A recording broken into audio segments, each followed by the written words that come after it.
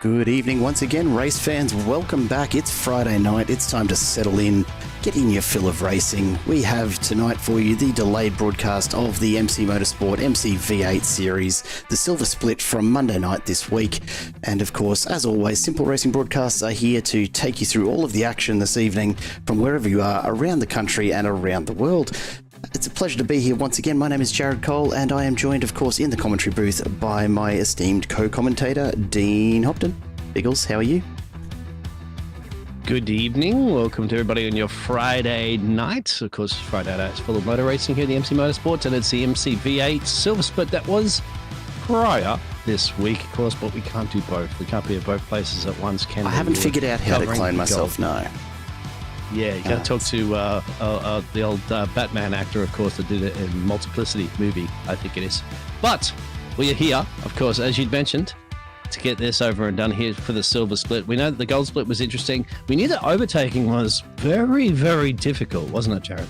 Yeah, it absolutely was, and I'm expecting to see more of the same tonight. The same format, of course, as the gold split this week.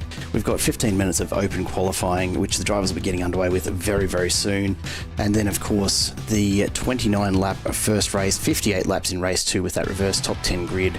So, as always, a 75k followed by a 150k race, and it does mean, of course, these drivers are going to be up against the elements just as they were in the gold split on Monday night. The air temp 30 degrees, track temp of 44 degrees. We did see that the tyres held up surprisingly well in the gold split, so we can only hope that the drivers will see the same again. Look, a little bit of moisture around, but not expecting any rain for this round. It's Australia, it's summer. We don't get much rain, that's what you've got to expect. And tonight, of course, a very special hello to a couple of viewers that are out there. First of all, a big shout out to Scott, who was ready and waiting for our broadcast from about 3:45 this afternoon, Queensland time. So gotta love that. Very committed, very much ready for it. And of course, a few of the lads, a few of the boys, a few of the drivers that you'll see featured tonight, watching, I believe, on a projector and a screen set up down at Bathurst this weekend for the Bathurst 12 hour. So lovely to have you along with us, gents. I see that Ryan has taken charge of jumping into the comments, so good to have you along, and I hope that you enjoy your evening, and I hope that golf went well today as well. I hear they were out on the course, hopefully doing just as well as they do on the track, Biggles. Yeah, well, have a cold one on us, guys. Sit back, relax, and enjoy the show. Absolutely fantastic from Bathurst. Is the 12 hour still going, or was it finished? That's this weekend, mate. It's all weekend. Oh, it hasn't even started yet. Okay, fantastic. Yeah. That's right. Yeah, that should be actually fantastic. So good on you guys. Absolutely, should be. Get some camping done there if you are, and let us know how it's all going to pan out, because it'll be quite fun. I'm just too busy with everything else wrapped up this weekend, mate. Daytonas and all that sort of jazz and NASCAR. It's all going on, isn't it? It's all absolutely.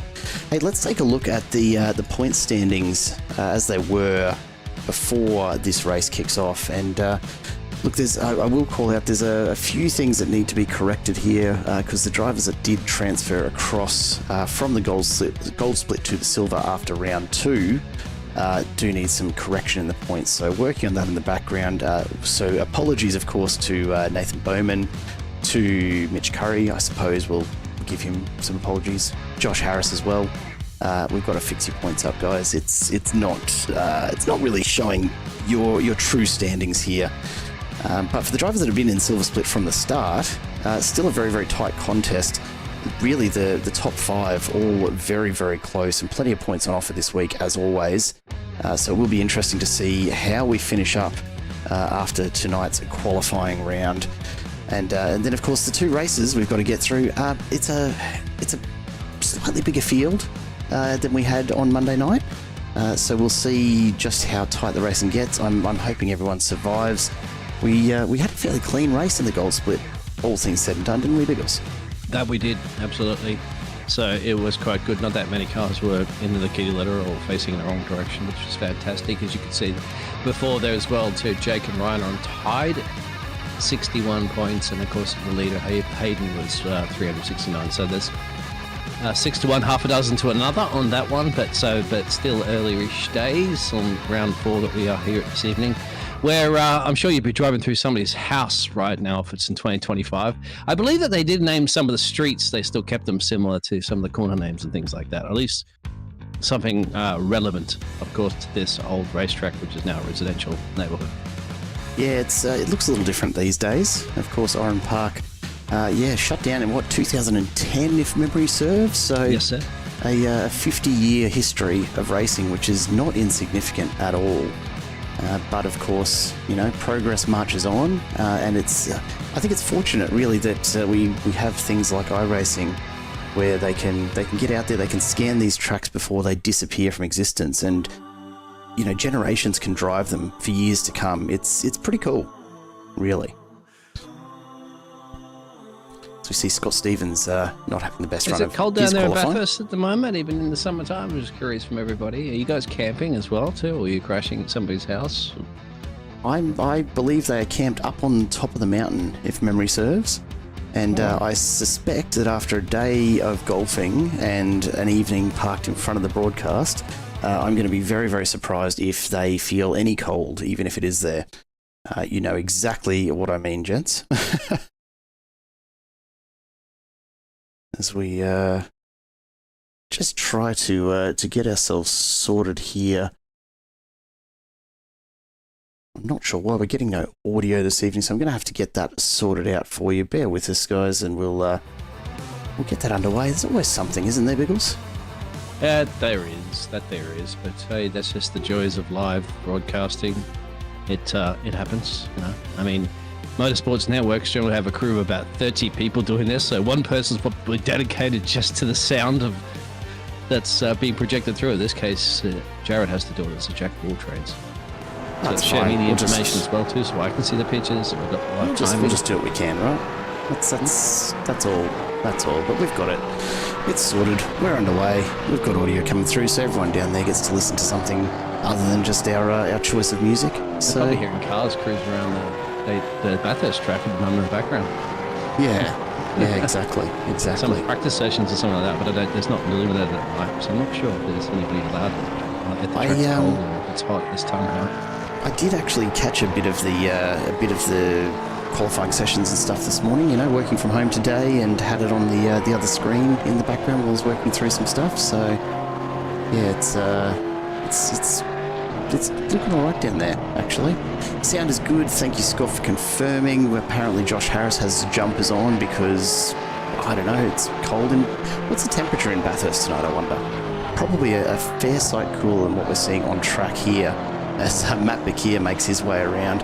Look, so far a fairly tight set of results. Definitely a Chevy-dominated field this evening, as we see Ryan Palmer out and about chasing an improvement in his time. It's a flip from the Gold. The Gold was the Mustang, right? I think that's what you were going to say, Jared. No. It's really just it's interesting, considering that the two platforms are, for all intents and purposes, identical. I don't know, maybe it's just that people who drive better like the Fords or something. I don't know. I'm taking no sides in this battle. I'm just making an observation this evening. We got a call out from Josh and he gets an onboard. So, I mean, we're in qualifying session. You could take us for an onboard. This is kind of a tradition that I always do. I always ask the other commentator, and then, of course, the lead commentator at the moment, to take us for a ride, a roller coaster, a hot lap around Oran Park, please, Jared. And what better car to ride on board with than Josh Harris? He's requesting onboards for God knows what reason. But look, let's put him to the test and see what he can deliver around Oran Park as he makes his way around. We'll get it underway as soon as he does finally make it onto the start-finish straight, as he comes up to Recaro Corner and gets very, very loose. Yeah, Recaro Corner, it's a tricky one at the best of times, much less when you're pushing hard on whatever on Ursus with those tyres. Sector as well, tell him that one. Yeah, look, he's certainly got the pace. Down the main straight, heading to the sweeper. Got to be very, very careful with the Gen 3 Supercars as you make your way through here. Hard on the brakes, ready for Coca-Cola Corner. Coca-Cola comes up again, Biggles. We had a chat about that just a moment ago. And then, of course, under the Yokohama Bridge before we start to loop back around. Shell Corner, very, very tricky corner. It's got a nasty little lip on that inside gutter. that if you do ride up onto it, it's going to cost you a lot of time. And then, of course, my least favourite, champion curve, because you do have to be an absolute champion driver to make it through there in one piece with any sort of pace. Up and over the Yokohama Bridge, got to watch the little bump on the right-hand side here, can really unsettle the car and flick your rear end out. And then we carry on down through Foster's Dip again. A challenging set of corners just for the elevation changes mid-turn. Around Momo Corner, and we come up, of course, the O'Brien dogleg. It's blind, it's fast, and you've got to just trust you've aimed in the right spot. Just click the inside of that concrete on the left. We are back around to Recaro Corner, and just got to make sure you don't drop those tyres off the inside edge there, because it is a steep drop-off. And Josh Harris, you almost had us all the way there, my friend. Look, maybe next time. Maybe next time. Hey Josh, what's to that toe back to pit road, my friend? You drive that thing back, okay? It's a racing sim, not an arcade game. Didn't crash it. I don't get it. I don't see why he bailed out on that. Anyway, Hayden can't run the 999 machine, fastest fourth sector. They split him up into 5 sectors. Gets close up against the fence there, crosses the line. Will he pop that number 999 into P2? Not quite pole just yet. Close. Mitch Curry, man, what a rampage at the moment. Half a second quicker than everybody else. It's going to be his pole to lose. I mean, it usually is ultimately. You set that fast lap early and it can really have a demoralising effect on the rest of the drivers if you're not careful. Dylan Thomas out here from Fishy. Look, had a fantastic first sector, but trailing behind just a little at the moment. We'll see what he can pick back up as he cuts as much as he can across the grass there. It's a track. It's almost reminiscent. I don't know if you remember, Biggles, but for a time there, under the old tyre model, the pro strategy that you saw all of the top race teams doing was basically running the tyres. P2, nicely done from Dylan Thomas. I was running those tyres over the grass wherever you could, because it was actually cooling them far more than it should have. I don't know if you caught any of that when that was a whole thing with iRacing. No, Thankfully, I'm not a driver, not the case these days. Surprised nobody called it out. So I can just see what I visually up here. I don't see the tyre temperatures, of course. I don't give you those goodies. Fortunately, for the broadcast. So otherwise, I'd pull up tyre temperatures on the screen and tell you exactly what they are.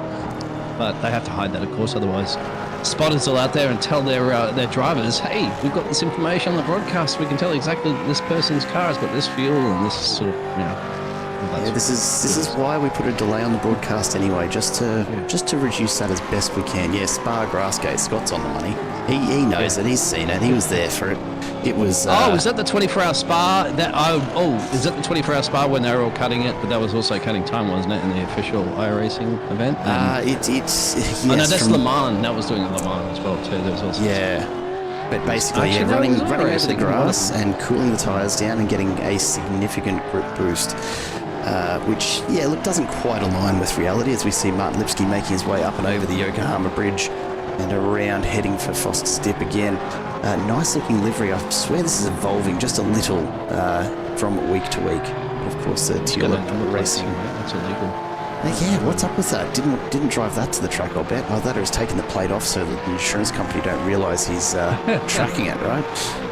It's certainly something I always used to do with the motorbike whenever I went out to the track. Plate came off just to make sure that there were no photos snapped. To the track? On a trailer. Oh, right. Bike was on the trailer out to the track and never had the plate on it, there or back, just in case. I don't know if there's any truth to it, but it was certainly the done thing back in my day. That was before electricity and... now hang on. Horse and cart to school. Yep, I know. It's like, mate, Mitch Curry's still in the lead, but Dylan P2, Hayden P3 currently at the moment. And as you see, diving into the pit road, here comes Aiden Gretsch, sorry. He's not the Grinch, he's the Grinch, the other drivers, if he beats them all. That's for sure they're calling him. Nice save.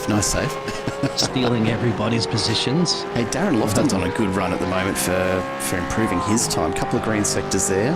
We're not seeing much improvement. This is so typical of the Gen3s that we've seen with iRacing. You really do get your best times in those first couple of laps, so you've got to go out and hit it hard. Oh, you hit the ball too. Yeah, Lofton looks to save a little bit of weight by just shaving a layer of paint off against the pit wall. It's a choice. It's not NASCAR, mate. You can't bull ride it only to get into the playoffs. No. Although, could you? I wonder.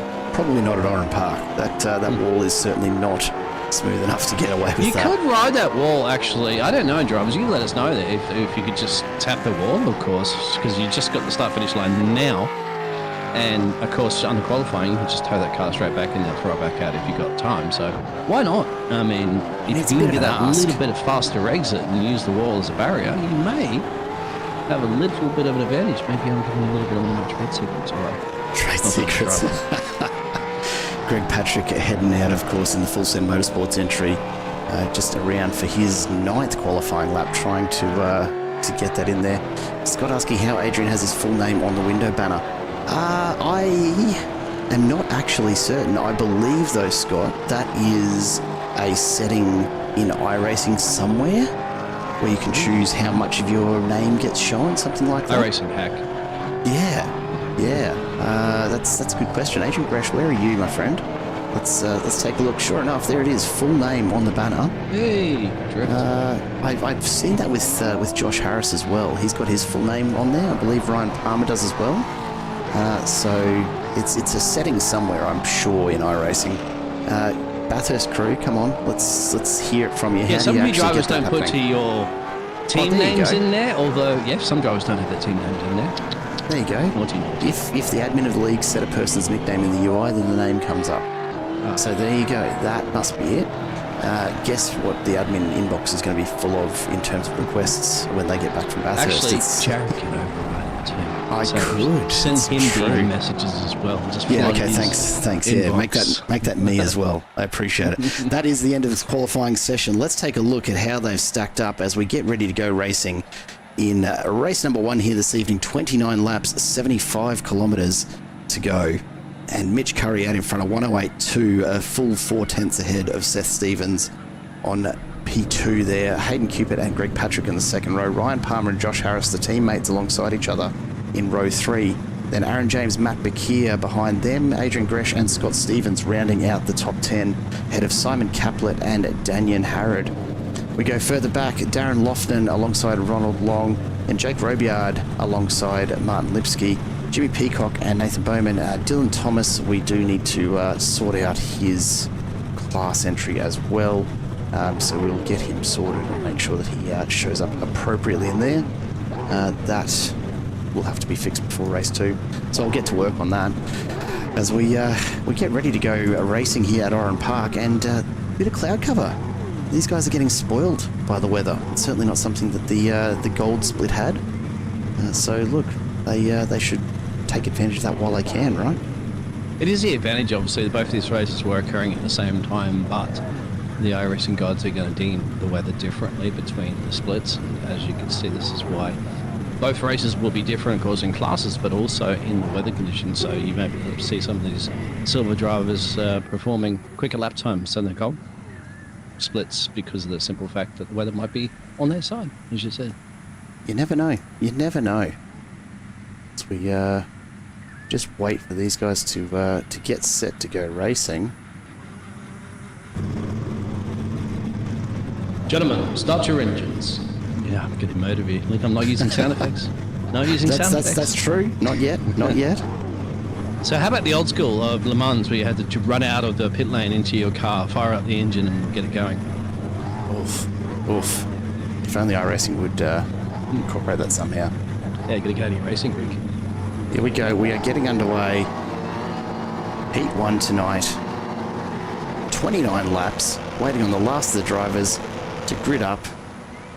I don't know why we keep losing that. Green flag. We are underway. And so far, so good. A clean start from all of the field. We see, of course, Josh Harris off to a blinder. He has got the starts in his Gen 3 Supercars down as we make our way through the sweeper for the first time. Turn 1, always a dangerous one. We've already got a car off track. That's Mitch Curry, who's gone just a little bit wide through Coca-Cola Corner. We're coming down with 3 wide as soon as these guys reach the turn. Oh, that's Scott Stevens who's around. So he's going to have to rejoin at the back. Thankfully, not too much damage. Backups through the pack. Everyone else seems to have survived. But we'll keep an eye on it. Simon Caplet now finding his way back through the field a little as these drivers do make their way past. Look, not the worst start we could have had. Oran Park, of course, cold tyres never never ideal. But out in front, we've got Stevens, Harris and Cupid just sorting themselves out up front. And then, of course, Greg Patrick not too far behind. He'll be looking to make his way up through the field. Always quick. Keep an eye, though, on Ryan Palmer just in behind him as we come down the pit straight for the first time. And so far, so good. A very, very quick first lap there from Seth Stevens. Again, 2 Stevens in the field doesn't help us, guys. One of you change your surname, it would be much appreciated. Oh, that's almost into the... That was a big moment there. Yeah, he's going to start up the inside right now. It's going to be a drag stretch, and he's swinging at high speed to your right in case you could come underneath the bridge. And here we go. If there's going to be a run on that one, goes around into the kitty ladder, into the pit lane exits, and actually will probably drive through the pit. Ryan Palmer, what are you doing, Ryan Palmer? Road. That is. No, don't come back in. Oh, Palmer takes Harrod out. That's less than ideal, Ryan Palmer. Bad rejoin, my friend. You should know. Come back onto the track safely as they're trying to get some traction. Those rear tyres are all just full of kid litter.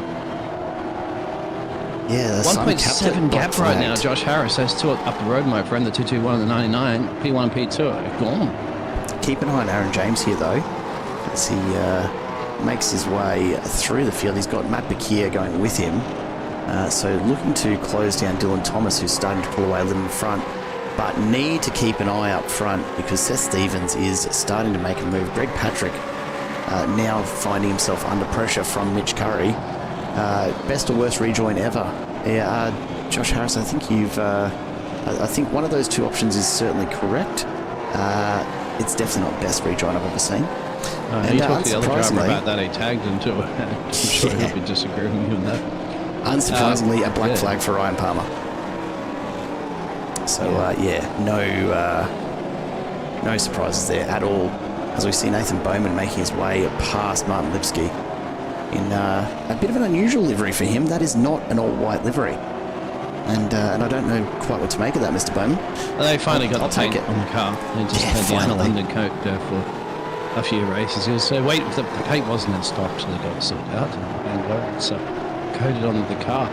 P2, as Hayden's been banking in some fastest laps, actually, it took about a 10th out of our race leader and start to pull him in as they've got a 2.8 second gap to Josh Harris right now.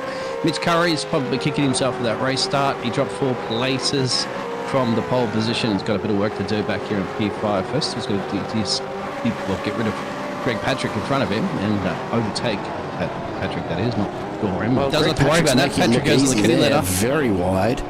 Somehow recovers that. That's actually really impressive to recover that well from running wide as he approached Coca-Cola. I think that's what Mitch Curry did himself, because he came back on just underneath the bridge there on that first lap. So I'm not sure if that was a carbon copy of it or not. Because it's a really easy place to find yourself sliding. No, it's a really easy place to find yourself sliding a long way off the track. So yeah, got to keep an eye on it. But for now, Greg Patrick looks to have recovered reasonably well and still in the hunt for P4. Mitch Curry, though, already thinking about P3 as he tries to close the gap to Josh Harris out in front. And I'm sure the 2 of them sharing a beer tonight probably were perhaps not so friendly on the track as they look to jockey for position. But Curry's got a bit of work to do here. It's a bit unfortunate that here at Oran Park, iRacing haven't quite updated the pit lane entry. So fear not, folks. You will see people. Yeah, well, there is that. There is that. What are you going to do? Yeah. But even just the coding of that pit entry keeps telling us they're going in. 15-year-old track right now, my friend. It's not. Since the last time they drove around here. Oh, there's some argy-bargy. Well, we noticed that there will be, but goes a little bit too deep into the corner, regains that position between Martin and Darrell. And, keep it out of the tyre fence there. This is definitely your hot zone. You guys that forget Bathurst, get your fold-out chair there and your S-key and sit right there on that turn's the hot zone right now. Battle for P12.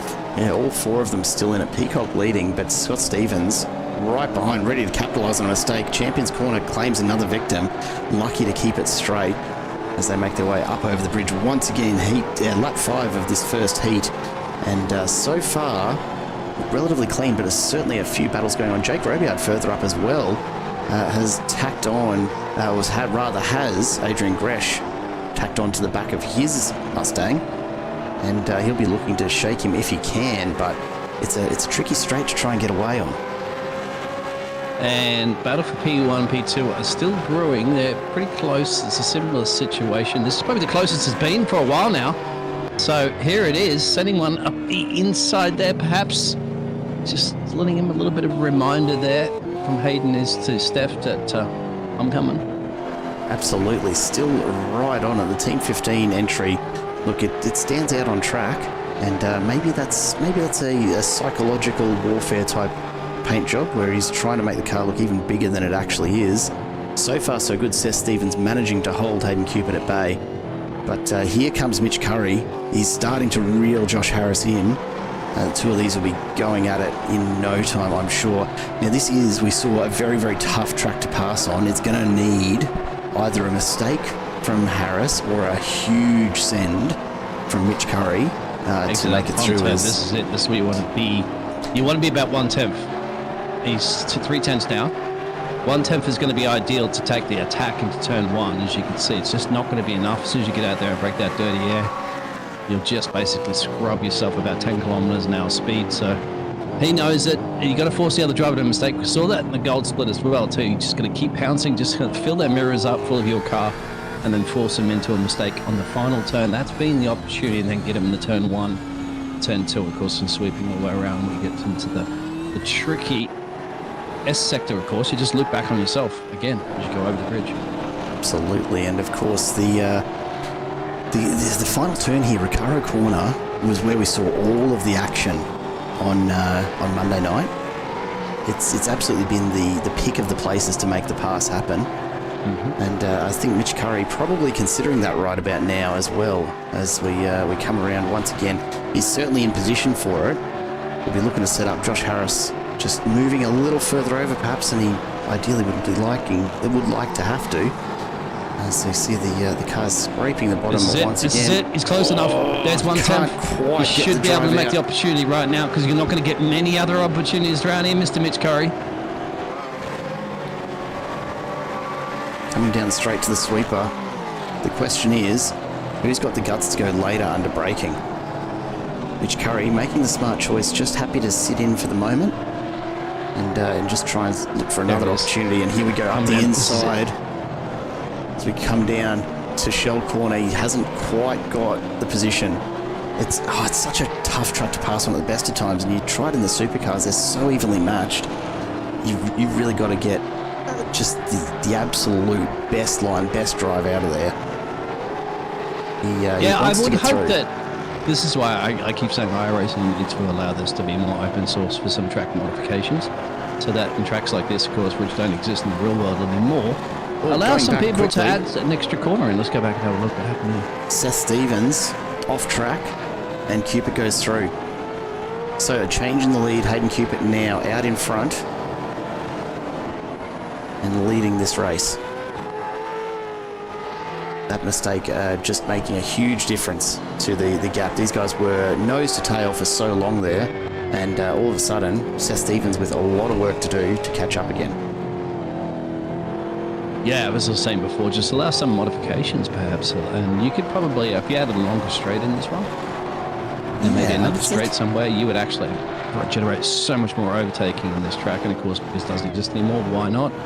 Exactly. Why not have the ability to spice things up a little bit from the community? So listen, iRacing, pay attention. This is what we want, and we're going to get it one day. Here we go.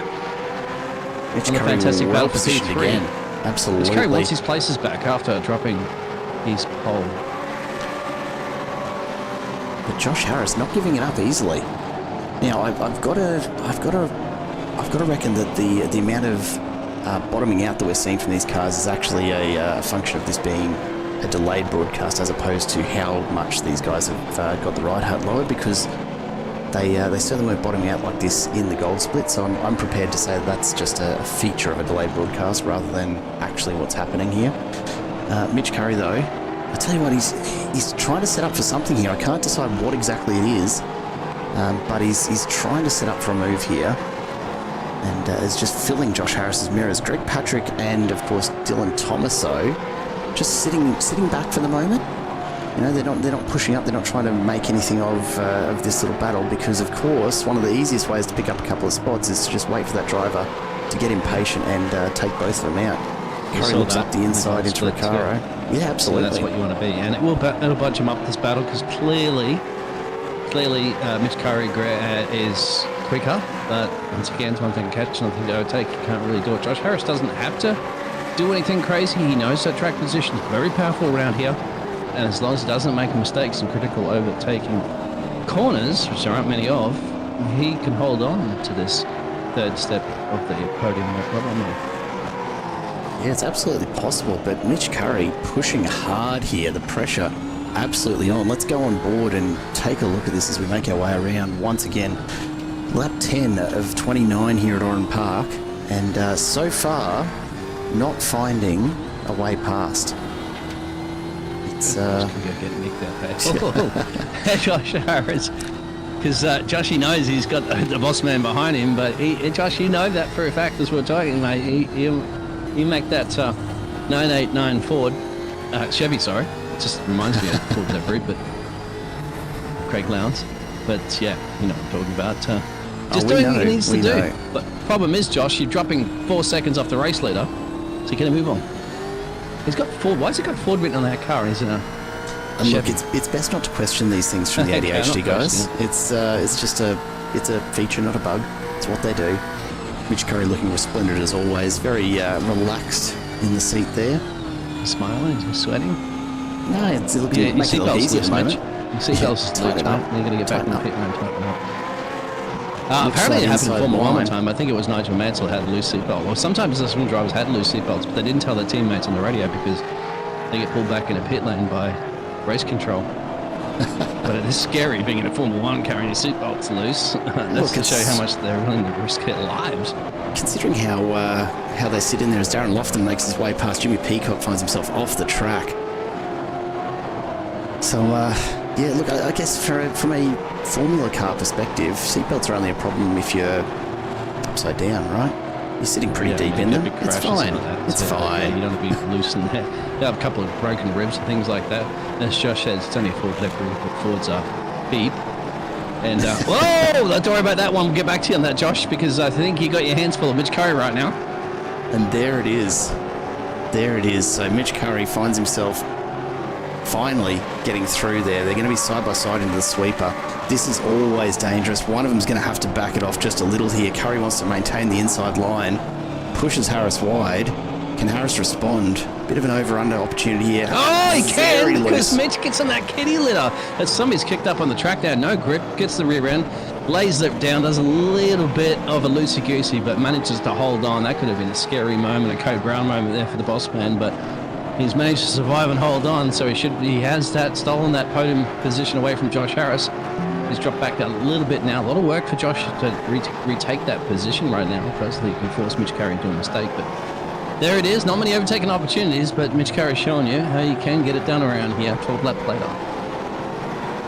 Absolutely. And now look at him go. It really gives you an idea of just how much Josh Harris was holding them up. And so now, of course, Greg Patrick and Dylan Thomas will be looking to do the same. I hate to say it, Harris, but where's your speed gone, mate? Where's your speed gone? He'd be like, it's because it's in the Ford livery. If it was a Chevy, which is actually running it. Fords just blow up, mate. They're not bad cars. They just blow up. I see any problem with them. Daniel Harrod passing Lipsky. Keep an eye on this. Lipsky looked like he was well off the pace there. That pass from Harrod didn't look like there was much defensive driving there from Lipsky and not much challenge. I'm wondering if Lipsky's carrying some damage or something. The car looks fine. Looks intact. Isn't it? Yeah, he just doesn't seem to be able to get the pace down. Got some support for Hayden Cupid from, I believe, one of his SES teammates. I like how the boss bench just chimed in there. Quiet out there, just got him. Yep, that's just adding it in. Just adding it in. Actions speak louder than words, right? I'd say from Mitch Curry up there. Yeah, he's not had much to say so far, the big man, and really just getting done on track instead. Which, let's face it, it's the best way to do things. I love how we're going to get driver beef about the action that's already happened on there, which is fantastic that you're going to get, and of course, because it's I love a delayed it's a broadcast. replay. Drivers get to to chime in and give their two bob about what the situation was, of course, without spoilers, because we have no idea how this race is going to pan out. Take a Jared look and at I are Jake watching it like Robyard. it's absolutely live. Just This is nestled actually in for us. between the two Alpine Pro entries. The Everything Simulated Mustang, just trying to hold off one Camaro and get past another. Bakir's under pressure, Robyard's under pressure, Adrian Gresh has got it all to do from behind there. Robyard looking for another way through, Aaron James out here in front, probably just watching his mirrors to see who's coming for They him can next. get both the teammates in here. They can do a severe blocking move. Yeah, Robyard's just, he's got to watch that inside line.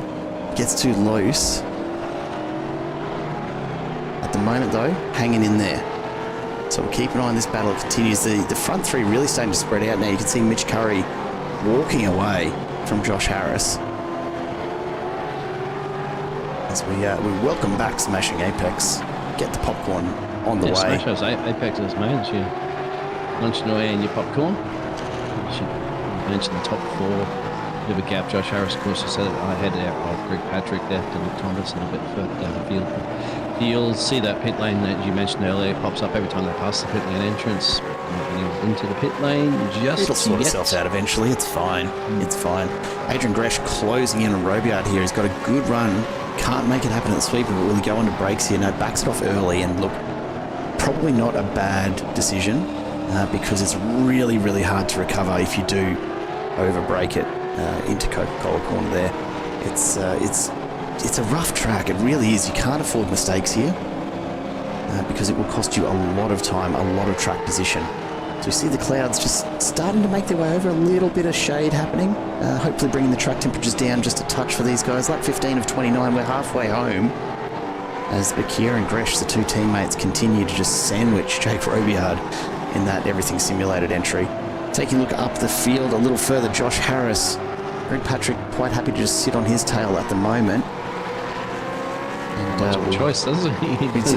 Trying to get past at the moment is It took Mitch the Curry, tough one. what, 12 laps or something? Well, let's say 11 laps after a weekend was his position holding on lap one after dropping from pole.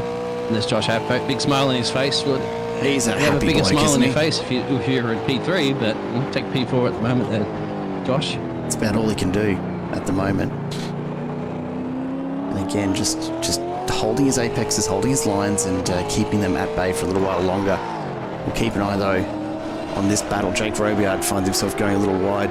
Gresh has got that inside line again out of the corner. Dives back to the inside. He's just filling that mirror every single time, just keeping Robyard on the defensive, which in turn is making it very, very hard for Robyard to actually mount a proper attack at Bakir here. He's going to have to just balance this a little bit and look for an opportunity, really just waiting for that mistake. Just we send see, it dummy. Send it dummy. Make them think that you're going to send up the insides, so they look in their mirrors and go, "You're not going to try that, are you?" Whilst they did that, you've distracted them for a few seconds, and that's all it takes when you're driving on the limit around Oran Park. Absolutely. We see Dylan Thomas just starting to drop off the back here. So Patrick and Harris still going at it, but Dylan Thomas just off the pace a bit, struggling to get this car moving to keep up as we watch these guys make their Shared way. secrets on the side of that. I know Victoria's secret. Found it the other day. Oh no, I'm not touching that with someone else's 10-foot barge pole, my friend. Greg Patrick still maintaining the 4/10 distance to Harris, and this battle rages on. Both these drivers very, very consistent, very smooth, and so really it's going to come down to whose tyres can maintain this pace. Right now we're seeing really, really similar lap times right throughout the field. In fact, the best lap for the top 11 really all within a few hundredths of each other. Best lap currently held by Hayden Cupid out in front, 108.9. And then just a flurry of 109s from most of the rest of the pack. He dropped a second that last lap at Jared to cut you off. He was in the 109 clubs and those best as a 108, but he did 110.666 actually. Believe it or not, he turned those 999s upside down in that one, so he must have made a little bit of mistake, and it did shave a little bit of time off. Once again, look at that. A 10 flat, a 9.7, 3/10 gain by Mr. Steph Stevens. So has Hayden started to chew through those tyres late in this race? Well, it's not late. You'd have to think so, wouldn't you? We're just over halfway.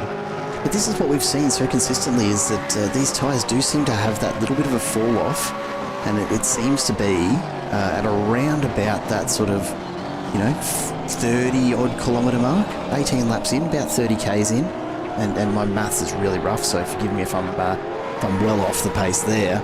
But they do seem to just fall off a little if you've been pushing them hard through that first part of the stint. It's pretty bad. It's pretty bad. It's all right. Ryan Palmer, look at this. That's getting your nose right into there for the Caltex #1 livery, and that's, as you said, Ryan Palmer back there in P16. He's down 11, so he clearly, from his qualifying pace, is a lot quicker, but like anything, he's stuck in traffic here, and all he can do is apply the pressure right now to Darren Lachlan.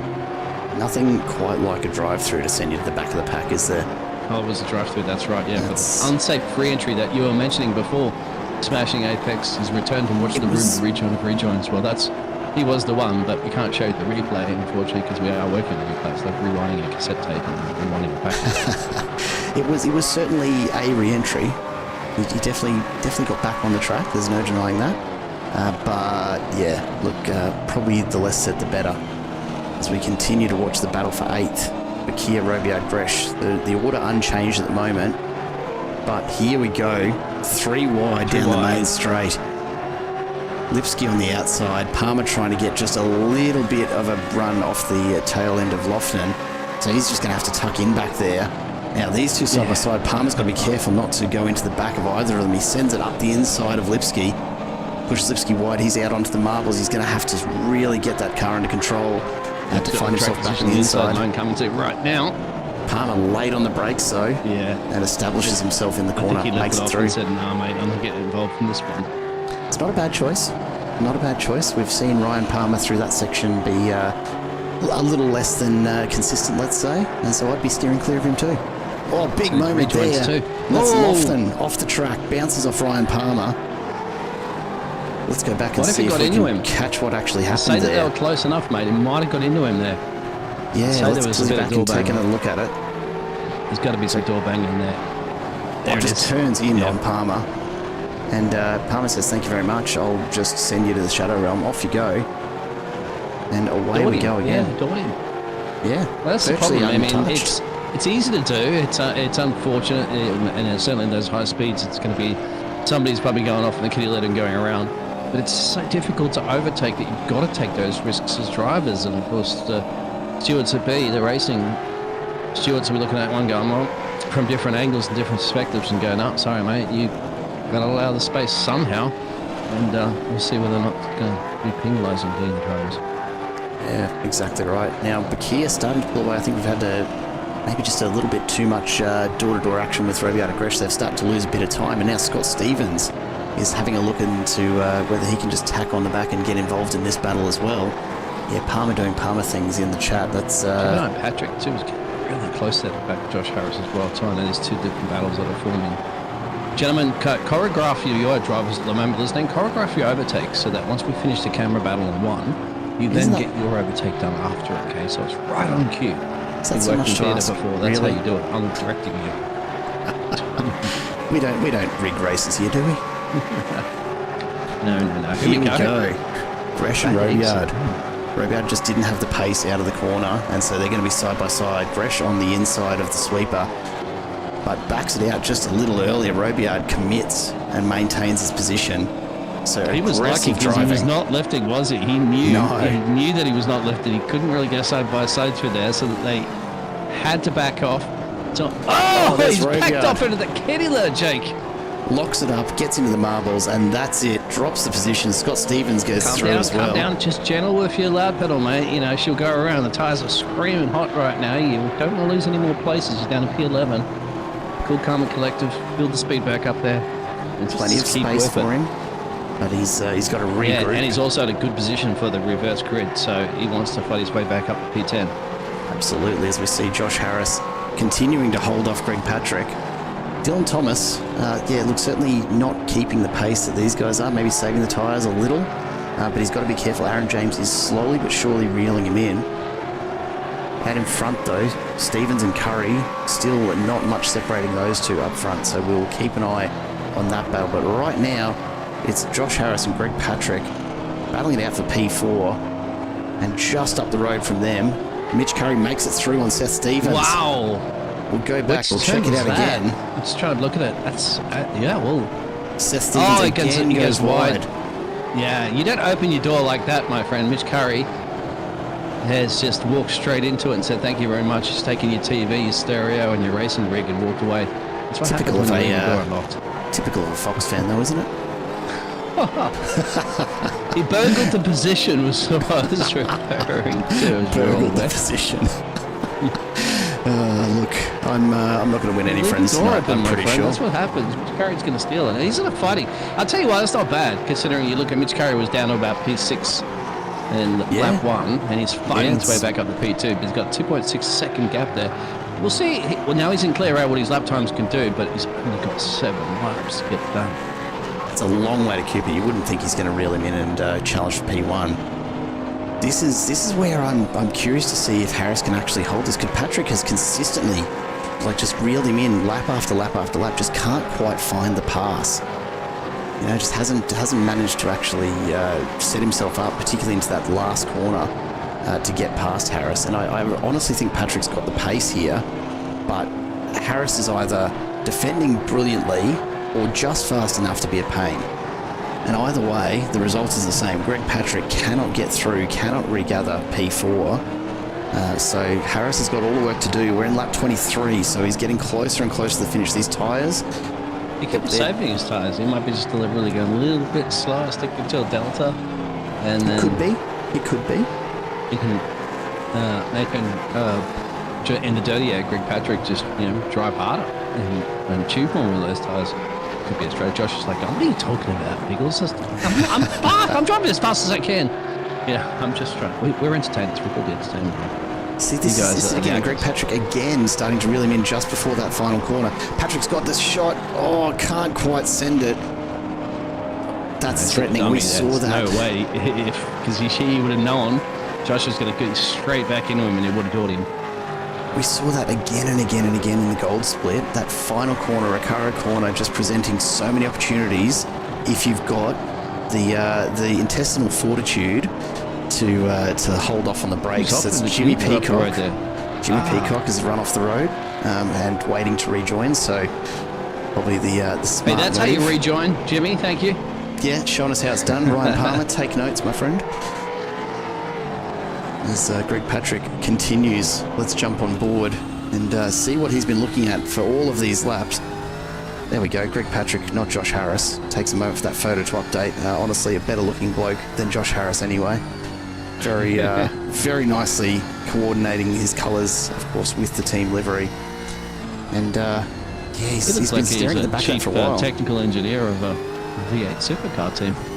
That explains a few things, doesn't it? Yeah. Again, look at this. Closes it down. This is where he's got all the pace. Sends it up the inside. He got to the left. Big hit. He's going to door him. I knew he was going to have to lift, mate. Now, will he allow the position back? He will. But look at this. One person doesn't have to have the position allowed back, of course, is further in the background. Let's go back and take another look at this. Oh, we'll have to take it back. Yeah, that's just a little further. Greg Patrick can seize the opportunity here. These two are doing the sportsmanship thing, so as you can see. So just big contact. And look, Patrick had to send it.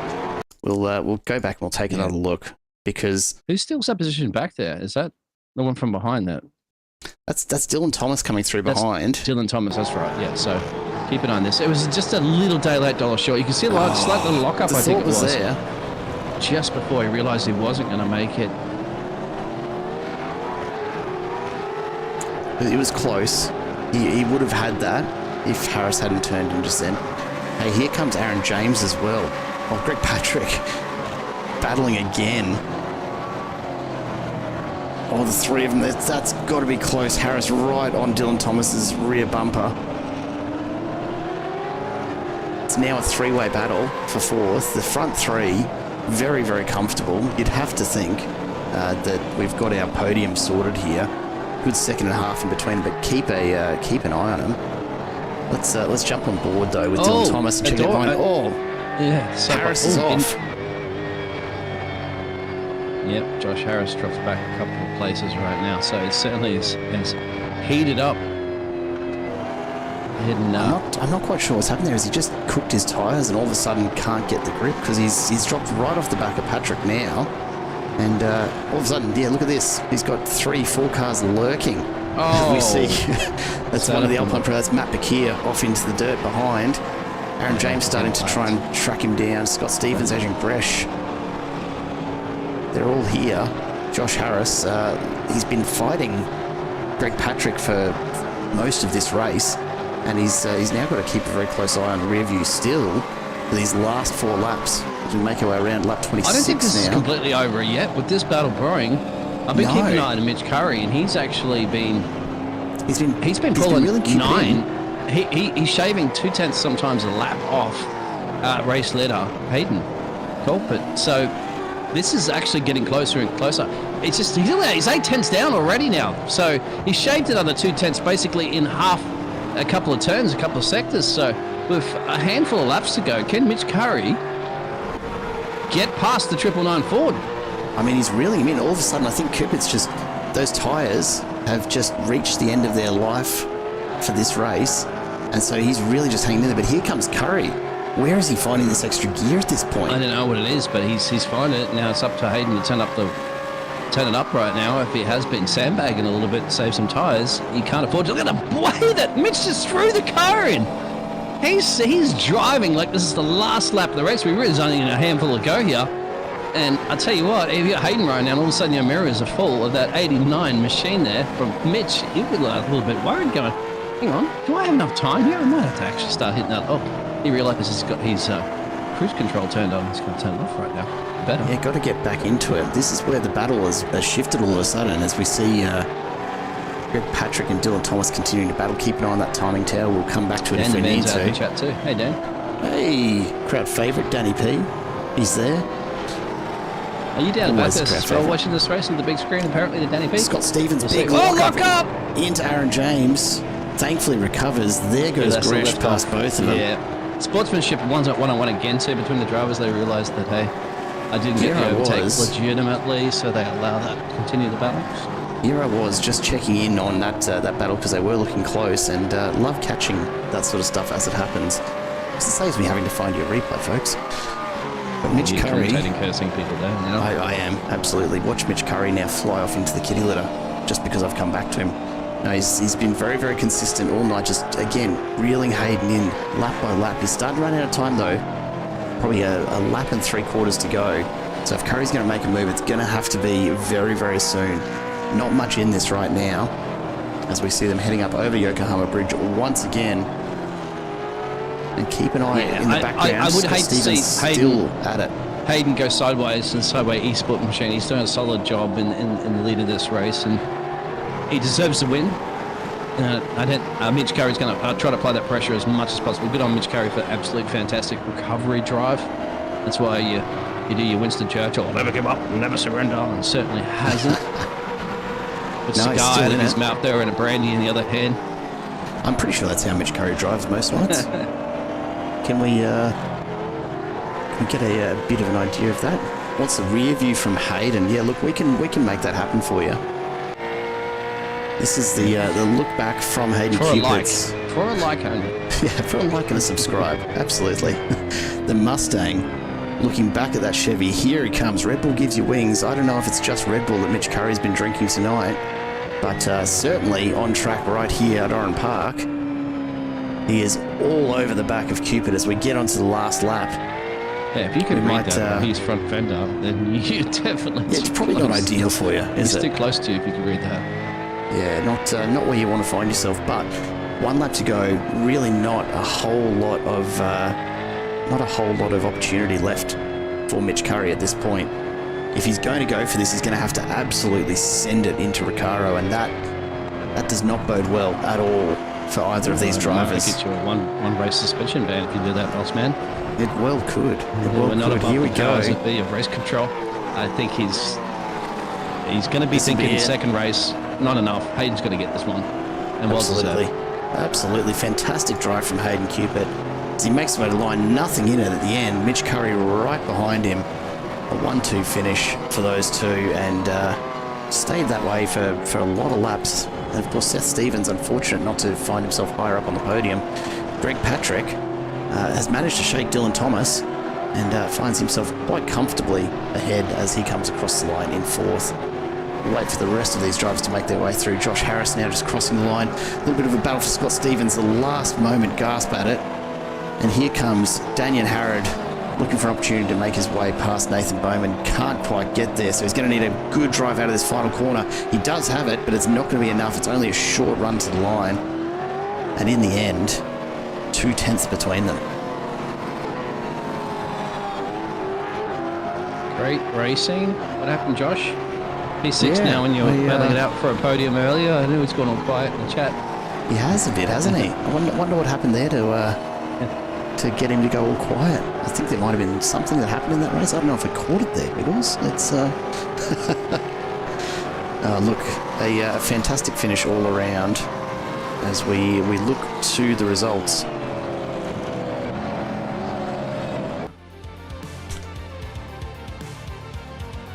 $100 big ones for the race win. 100 points for Hayden Cupid, 97 for Mitch Curry from MC Motorsport, Seth Stevens in third ahead of Greg Patrick, Dylan Thomas, Josh Harris in sixth, then Adrian Gresh and Aaron James just a little further back. Scott Stevens unfortunately just couldn't reel in Aaron James in the end. Matt Bakir from Alpine Pro rounding out the top 10 ahead of Nathan Bowman and Daniel Harrod. Ryan Palmer and Simon Caplet a little further back. Then, of course, Martin Lipsky and Darren Lofton, the last to finish on the lead lap. Ron Long had a bit of a rough race. Jake Robiard, of course, doing so well until running wide, and that's really cost him in race one here tonight. And then Jimmy Peacock, yeah, look, not his night in race one, but we do have race two still to come, and so we just need to hope for these guys that they can just salvage something from the night ultimately.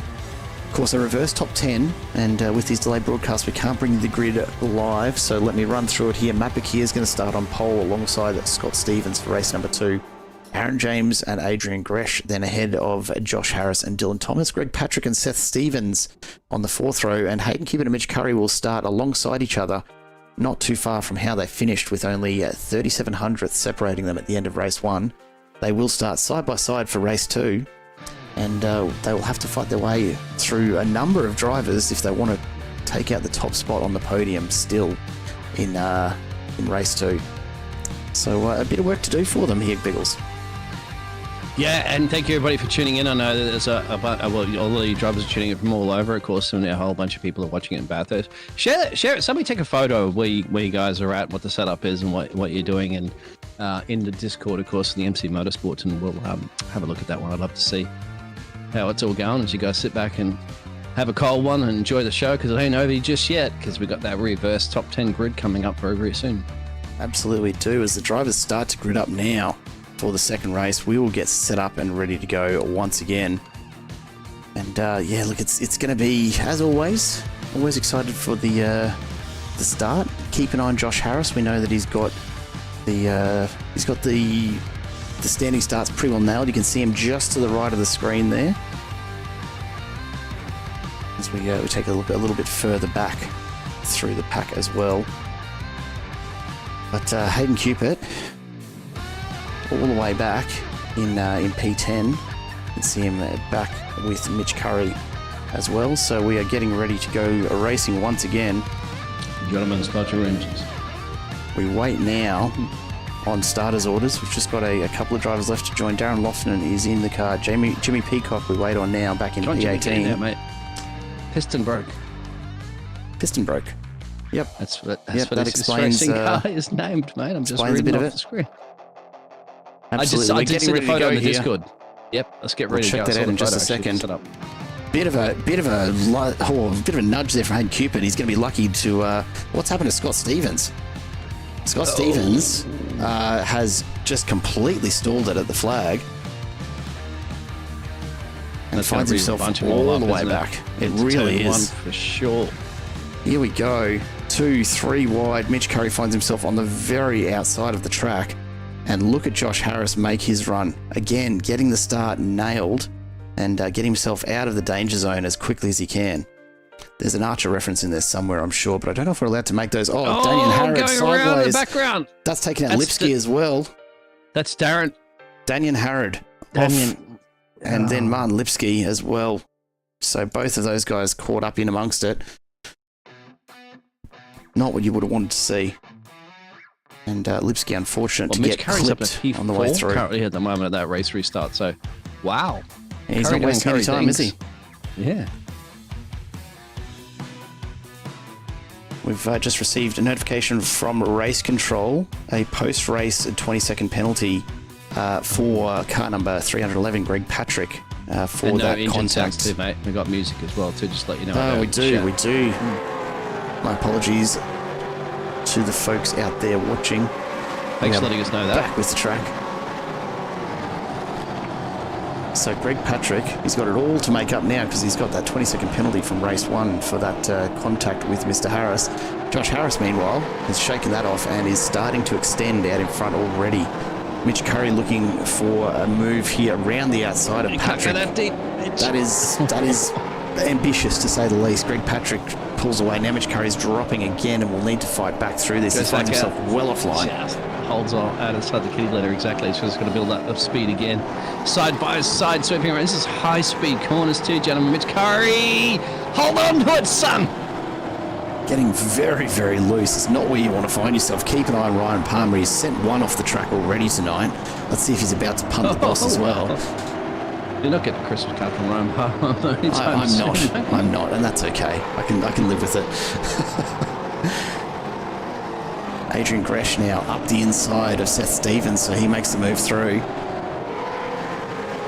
109 from Josh Harris and a 111 from those behind, so he is putting a huge gap on the rest of the field right now, out to 3.5 seconds already.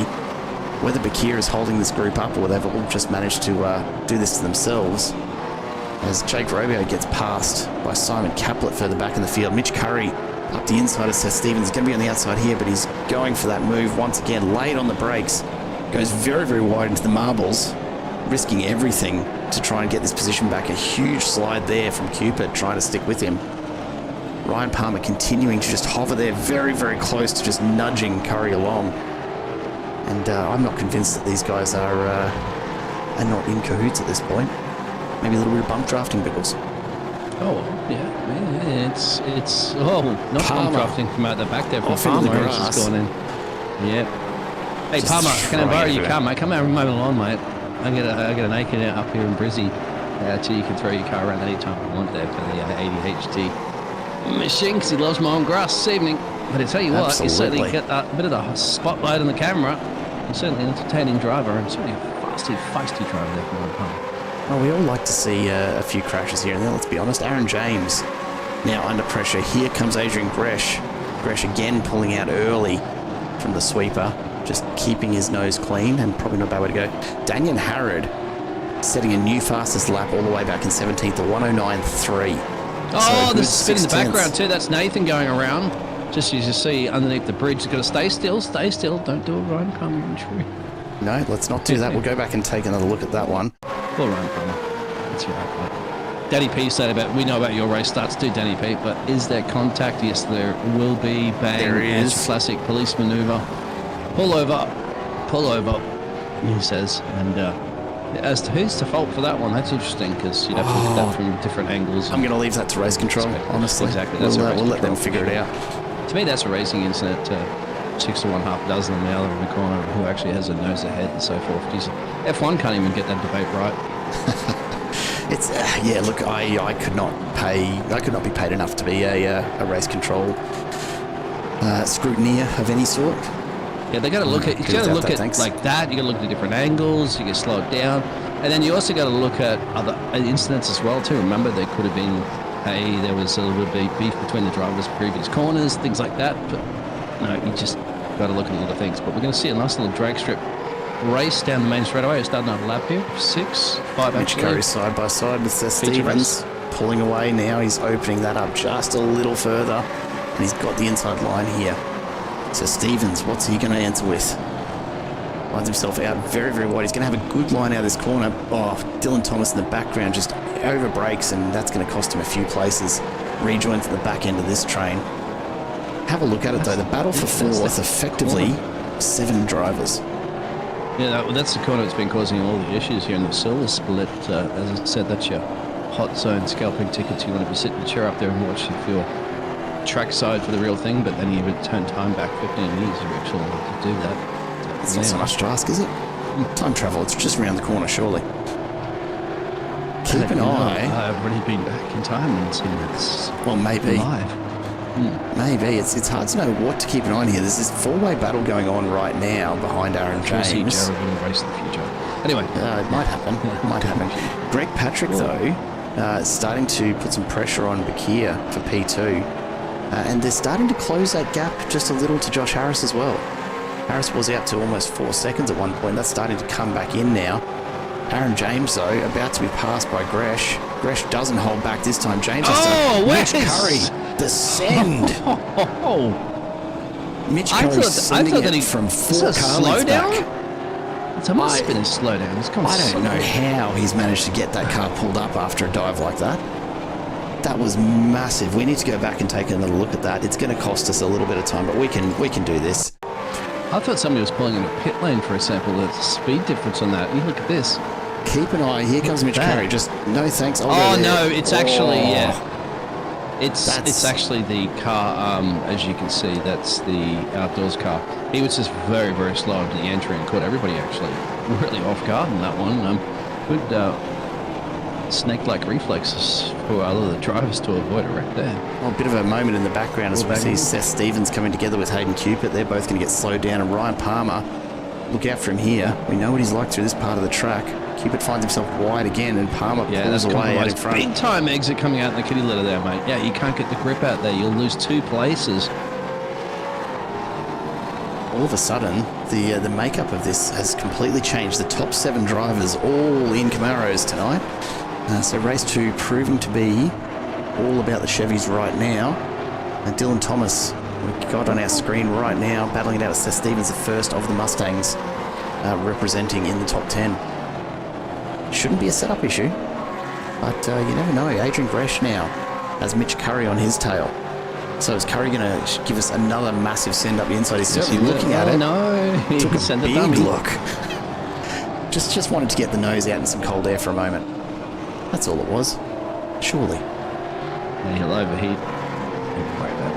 It's not good. Should be good. No, it's fine. It's fine. Hayden Cupid swapping positions further back with Jake Robiart as well. But yeah, Gresh and Curry. That holy dive bomb. Mitch licked the stamp and send it all right, DP. I don't know how else you describe that one, because really there was only about a tyre's width between greatness on that pass and just completely wiping out the rear end of Aaron James. Right on board, right, with Mitch, mate. I want to see what he can actually see and how much he can see and how much is power sliding in the corner, how much he's fighting this number 89 car. As you can see, all you can see is MC Motorsport red on the back there of Adrian's car. There's the other 2 drivers up the road there of Matty and Greg. But here it is, final turn here. At about 110, remember, you could stick your nose here, but let's take a look. There we go. Dangerous. Just pops out, checks. He has done it before, remember, last late breakers, but not this time around. No, and I think he's got to remember we're only lap 8 of 58 here. Too. Look, there was so Patrick I'd sit together back with at the moment, Bakir. relax and enjoy this one. Absolutely. All of a sudden, this has gone from battling for 4th to potentially battling for 2nd, as the driver ahead changed places just a little. Take a look at it though. Bakir and Patrick side by side through Champions Corner. Curry right on the tail of Gresh. Both of these drivers looking to capitalise on this battle going on as they lose time fighting. The 2 Alpine Pro entries though, Bakir and Gresh. They can block right now. They could work together here and go, okay, let's just keep Mitch Curry behind us, all right? They're going to have to work at it though, because here comes Curry. He's looking up the inside here. That is brave. Momo Corner, you don't see many passes pulled off there. It's just not. It's not got enough of a braking zone to really get it to happen. And Curry, thankfully, makes the wiser decision and just decides to stick himself back in behind and just wait it out a little while. Harris out in front, 4.3 seconds now, so he's extended again.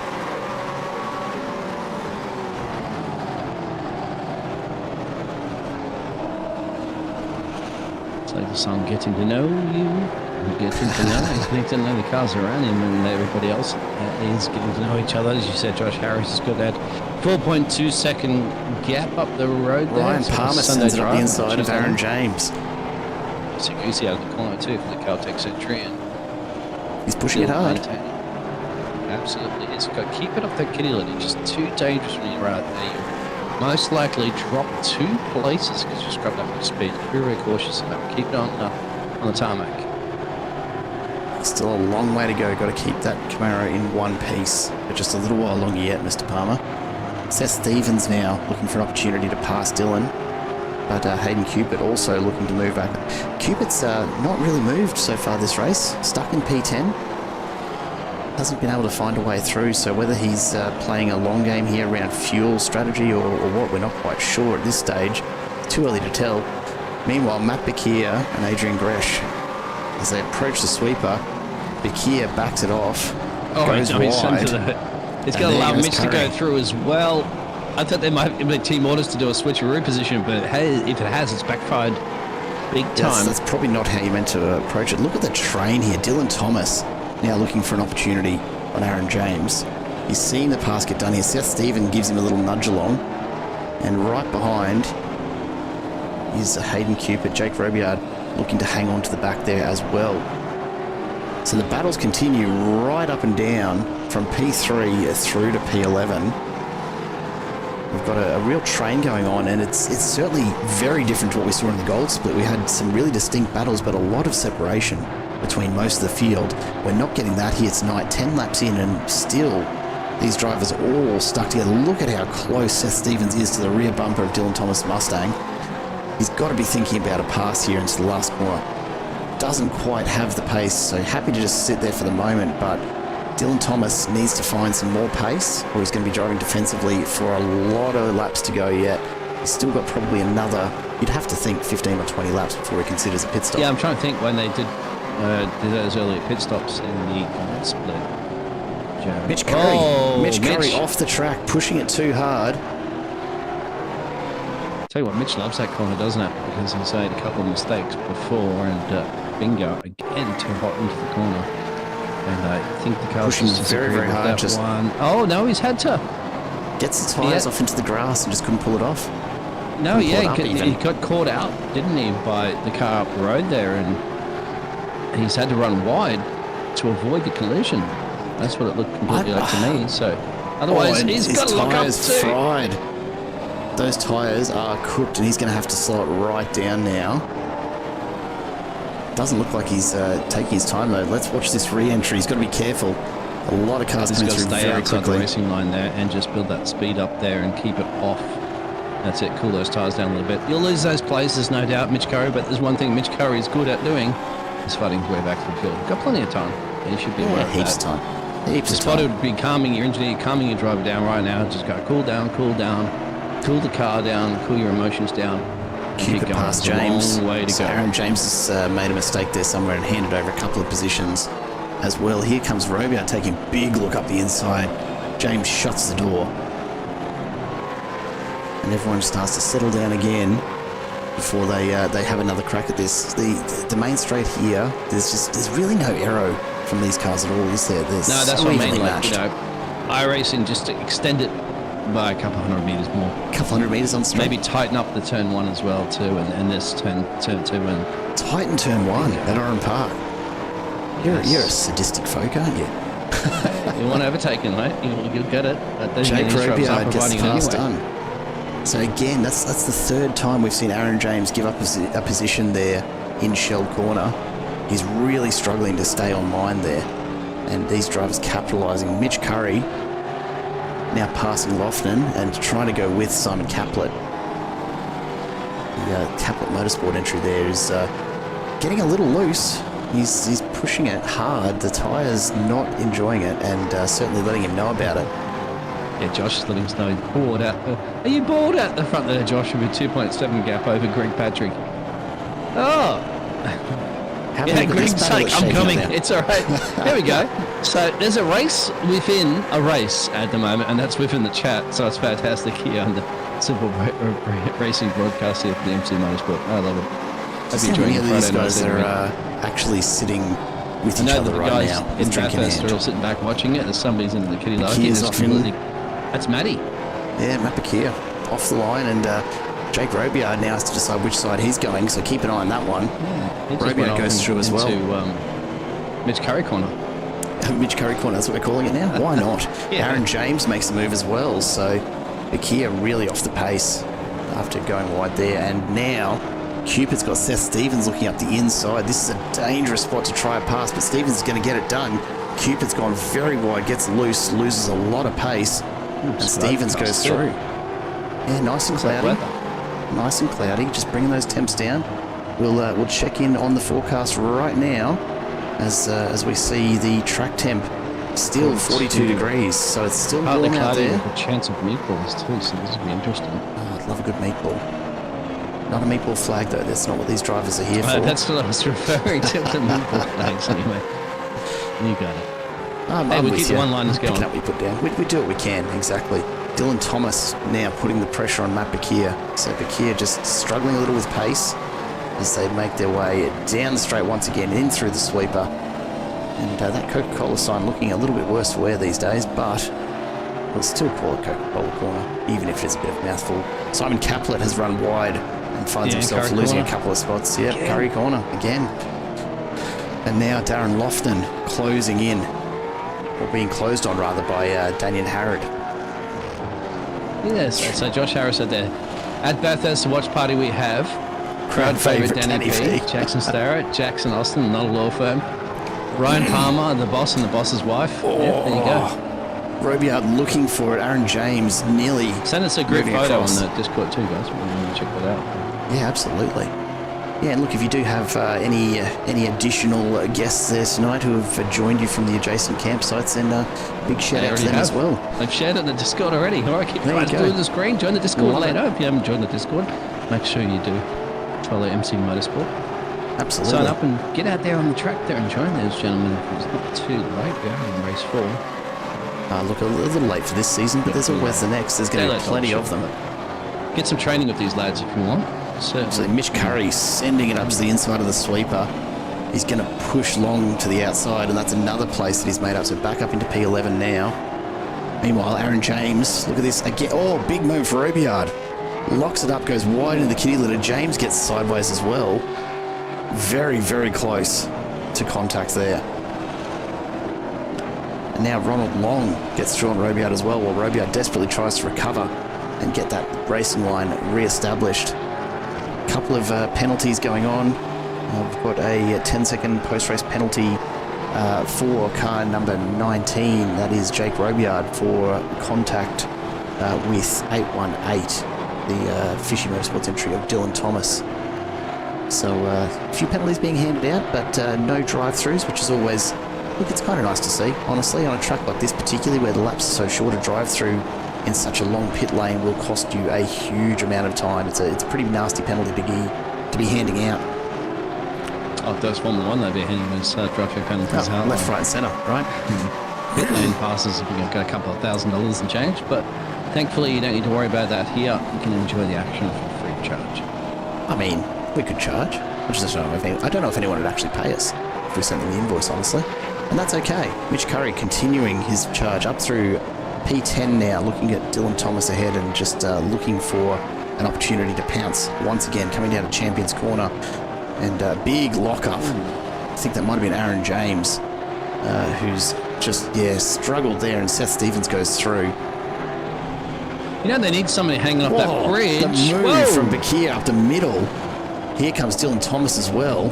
So I don't know if Seth Stevens... they're all going wide. That's following a car and not your racing line, gentlemen. I've seen that before multiple times. That's Aaron James, the BP Outdoors Motorsports. Certainly going outdoors, my friend. Going camping at the moment. Let's go back and taking a look at that. I actually think Seth Stevens was trying to redress that. Keep an eye on this. So Seth Stevens, big moment there. Here comes Aaron James. So have they made contact? Did they make contact? No, shouldn't have. Actually, yes. Think about this. It's gonna. No, nothing. Oh, no, Aaron James just run wide. Yeah, and he's trying to Stevens just avoid off him. the It's a pace. little bit too much space. But, So that's all it's that's easier happened, said and than done. Bakir This has is happening absolutely at 2 nailed. kilometers an hour, not... Yeah, it's fine. It's easy. Nothing to it. Aaron James struggling to get back on track and get going. Losing a lot of places. Yeah. Here comes Scott Stevens, Jinx entry, a long way down from where we usually see him. It's too early to go petting. Lap 17, maybe we've seen in the gold split that get in there early, come back out there, put some lap times down, see what you can come back at later. It's early days in this race, 17 to 58. And more fantastic racing at turn 1 down the main Curry straightaway. making his move, goes through on Matt Bakir. And so Curry now up into 7th. Josh Harris out in front, that gap closing again, down to 1.7. Adrian Gresh 1.3 further back. Ryan Palmer then 7 seconds behind.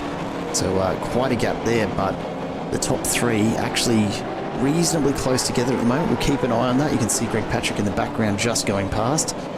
Yeah, but he's catching as well too, Josh Harris. Josh Harris isn't having on the Sunday drive just yet there on Friday night.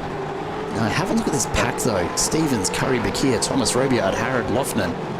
It's not quite a nose-to-tail train, but it's not far off it around Oran Park. And then, of course, further back behind them, you see a bit of smoke from yet another lockup in the background. Curry's looking to make a move here. He's going to be pushing hard to get past Stevens. One of the overtaking drivers of the race session so far, the final corner with the seat, Mitch Curry. Remember, there is Curry corner coming up, so he's got to keep an eye on that. Be cautious. That's Absolutely. That's turn 3. He's going for it now. Big send up the inside. Stevens has to back it out. Curry goes through, and that's now P6. Oh, Curry! Around he goes. He's lost it in Curry corner, no! Oh, this is absolutely Mitch. Curry corner. It's like script at the moment. I'm calling Hollywood. We'll see that one. Last of the late breakers into that corner, but that compromises it, doesn't it? Your exit and then into 3, into Curry corner. Goes around, loses a couple of places. Let's have a look at this one again. And sends it trying hard. to make it stop, but that's the problem. That is the problem. Just couldn't do it. Locks it up and gets it very, very sideways. Lucky to keep it out of the wall, honestly. Sorry, Mitch, it's still the down Curry goes corner right again. now, mate. You've just basically concreted that one like it's a Hollywood walk. That's the Mitch Curry. Put your fingers in that concrete right there, mate. You've got it. It's yours. Absolutely. Caplet now looking to make the move on Lofton. He's on the inside as they come to Champions Corner. Not a place you want to be, but pushes Lofton wide and claims the place, just keeping the car under control. And Scott Stevens on the back as well, looking to follow through. Oh, big moment there as Lofton moves across, shuts the door back on the hard. There's a car right there. Absolutely. Stevens has just backed it off and probably wisely just wants to keep an eye on that. Dylan Thomas now. Keep an eye on him in the background here as Daniel Harrod looks to make a move. Superglass SP Tools entry for Daniel Harrod is certainly tacked onto the back of... There you go, there's the first of the pit stops happening. Matt Bakir goes in.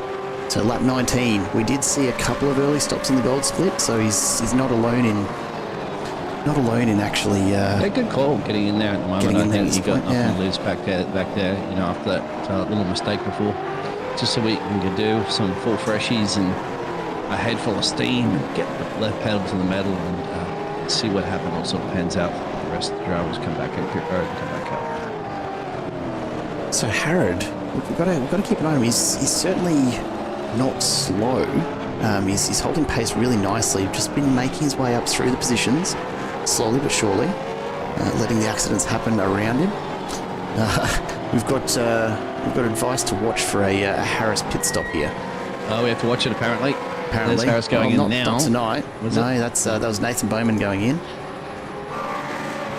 Yeah, daylight, a little short on that one, Harris. Well, he says it's coming up soon. And what's happened here, all of a sudden, Greg Patrick is right behind Harris. Just in the last lap or so, both Patrick and Gresh have closed this right up. So probably a mistake from Harris there that we've missed while we've been watching everything else going on. But all of a sudden... Pit stop, right? You can say to watch what happened before the pit stop there, Mr. Josh Harris. Anyway, at the moment, he'll be watching his mirrors of Greg Patrick. 311's coming fast. And Patrick certainly the pace here at Oran Park, so guessing a favourite. Harris just dipping the tyres off the edge of the asphalt there. That's going to upset the car pretty significantly. It doesn't seem to have done too much damage to his pace though. Patrick finds himself quite comfortably planted on that rear bar of Josh Harris as we jump on board and take a look back. Greg knew he was coming. Below the spoiler. Greg knew he was coming. It's not just him as well. So you got to keep an eye out there for Adrian in the background. So he started to catch it. So this three-way party for battle for P1, 2, and 3 right here, right now. You'll go a little bit change of 7 seconds down the road there from Oran Park. We are expecting some of the drivers to come in pit road soon. It's all going to start happening over the next 10 laps. Now, how have they done their homework, Jared, and practiced their pit stops? And we've seen so many mistakes in the past in pit stops. Drive-through issued to Matt Bakir for movement under brakes. So black flag for Matt Bakir. He'll be going through to serve that. He just went to pit road too. No, he didn't actually. No, that was Bowman that's gone in. Yeah. But Josh Harris right now hanging on to P1 by the skin of his teeth as Greg Patrick continues to put the pressure on. We know Harris can handle it. The question is for how long. His tyres absolutely not in the best of condition right now. He's been pushing very hard for a lot of laps. He's got to think about the next 39 or so laps still ahead. That's though. the big gamble, isn't it, Jared? Like when you push too hard, too quickly. And Patrick's gone into the back of Harris this time, only turns himself around. Moves off the racing track, yep, cleverly on that one. I know that's probably a little bit, so you can't just stay there at that point. That's right on the racing line in the final corner. He will drop a couple of places. He can't go into pit road. The entrance has already been. You have to go all the way back around again. It'll be fantastic up speed just before the pit lane. We could have dived in the pit lane and lost not that much time, but will Hayden get past him to get back up to speed? Hayden will take the inside line. He's going to defend it. Oh, he's spun him. And then corrects him. Now is Cupid going to redress here? Like 929 stock exchange at the moment, GP. That's the reason why he was had a little tear in his eye out there at Chad. I think you've foreseen I suspect so. It's happening. Cupid not redressing at this point. So we'll see if that gets directed by race control or if he does call penalty for that contact. We didn't catch enough to really know who was at fault there. So we will leave it as always to our experts in race control to decide what gets handed out there. Further back, Mitch Curry is this the third or the fourth time this race, Biggles, we've seen him trying to make his way back from the back of the pack? Oh, he'll fight. Absolutely. Mitch Curry doesn't give up. As I said, he's got the Winston Churchill spirit. And he's certainly one of the spirit of the British people, of course, World War II. And he's got the spirit of them. And that's the good thing about Mitch Curry. He doesn't give up. And he will fight his way through. Don't be surprised. We are not even halfway through this race. And he's not running up in P2 or P3 like he was in the first split. In the first heat race earlier. So he's looking for a big dive there. Stops and course is a whole different ball game. And just like that, you saw, unfortunately, Greg go from P2. Drop that down to P4. Absolutely. We're seeing some pit stops happening. So Cupid's in, Scott Stevens in, Mitch Curry in. So a few of those first pit stops starting to happen now. Dylan Thomas moving back through the field as Harrod looks to pass. He's gone very, very wide on this corner entry, which is going to give Jake Robillard just a sniff of getting through here. But the battle for fifth continues unchanged at this point. Seth Stevens making his way down the main straight. Could be a change for lead at the moment too. Harris on a big pressure from Adrian. Pressure's all over the back of him. But so far, and Josh Harris has held off every mounting attack from every driver so far. So it seems to be so far in this feature race that the P2 has been the one that's had the unfortunate circumstances as of now. Can Josh keep that lucky streak going? There's a few drivers are exiting pit road and they'll be behind them. So that's very good for Josh and Adrian not to be tucked up behind those two drivers because that would have been a whole different ball game. Absolutely. You see Mitch Curry in the background there, of course, about to try and put the move on Scott Stevens side by side as they go through Shell Corner. These front two very quickly as well, too, on these fresh boots. So remember we saw fastest lap times in the gold split as soon as they came out of pit road. They were absolutely the quickest times. So it's going to be a similar situation. They're going to be on the back of Josh Harris and Adrian in no time. Speaking of, Adrian continues to just ride the back of Josh Harris's Camaro. I don't know how much longer Josh Harris can actually maintain this. He's been under so much pressure for so many laps. His tyres are going to be on the limit at this point. Just about the halfway stage. Up front. So I don't think he brought this on himself. Absolutely. Absolutely. Maybe that's why he got bored. Just slowed it right down to bring some more competition in. I bet he's regretting it now if that was the case, because he's got Adrian Gresh right on the bumper. Now we know Gresh does pull out of the sweeper just a little earlier, but certainly makes it up in braking into Curry corner. We're going to stick with that. Almost went out to the Curry kitty litter. Curry got through that corner no problem. See, they caught him. I told you, those fresh boots, but that's going to compromise them on those fresh boots. They want to put these banker laps in because they want to be battling with these two drivers later after they take their pit stops. As you can see, Josh Harris does go a little bit wide there, but still maintains it on the all-important bitumen, and that's what he needs to do to continue this lead. And nothing, unfortunately, the Greg, at the moment they're in the background, Mitch Curry and so forth, that are just tucked up behind them, 14 from 15 places. They are on the track currently at the moment. They're being compromised big time because they're quick laps that they can pull in. They can't. They're in traffic. Absolutely. Ryan the traffic Palmer, to other leaders. just on his There's way not even out traffic. of the pits. There's no blue flags. So Ryan Palmer has been into the pits, has just come out, and he's well he's going to ahead. hit him. Oh, that's the speed differences again. Absolutely. So they're probably begging for the front two to get a pit. Box. They're shouting in their cars right now. Box you two up the front. But they haven't yet. Josh and Adrian. I'm pretty sure they're not shouting quite so kindly at this point. As Harris again holds another lap in the lead. Stevens and Curry absolutely wasting those fresh tyres right now, stuck in behind these two. And Ryan Palmer down in P13 actually got in and out of the pits. Yeah, that's not a bad spot to get it done, I suppose. That's clever. That's going to give Harris just a little bit of breathing room here, and he's probably going to look to use that to his advantage, just try and hold Stevens up a little. Got a bit of ribbing going for Curry Corner in the chat. Can we update Curry Corner onto Google Maps? And is that the one at Curry Beach? I believe it is. It's Curry Beach. I like that. It's the Curry Beach. Yeah, it's not the Curry Corner anymore. It's the Curry Beach. How far back is this battle for fourth? Curry gets the final word on that one. We're not going to rename the Gulf of Mexico to the Gulf of Curry. Oh, jeez, let's not. No, that's too soon. Too soon. The battle here for fourth is a long way back from the front three. A lot of separation. Greg Patrick's all on his own at the moment in P3. And these guys, Thomas, Harrod and Robillard, just tacking on to each other, getting a little bit of aero assistance happening. No bump drafting that we've seen yet, which is, it'd be a bit unusual if we did, honestly. But all of these guys are still yet to make their first pit stop. The first of the cars that have made their pit stop, Ryan Palmer, lap 24, a full 2 laps after Scott Stevens and Mitch Curry. So slightly fresher tyres and a good gap ahead of them, thanks to those two being held up a bit by the current leaders in Harris and Gresh. He's 49 down. He's got clean air. Ryan Palmer, no, actually has. He's behind Matty, but he's 48 seconds down from the race leaders at the moment. So that'll be pretty interesting to see. He should be able to dispose at the moment those fresh boots. He will. He gets past Matty on his way. Now he's got clean air. Now he can put those banker laps in. Don't count out old Mr. Ryan Palmer. And if these battles continue up the road, then that 49 seconds goes wide and Caplet comes through. So Robillard's really, look, he's struggling a bit with the setup tonight. It's not working for him at all.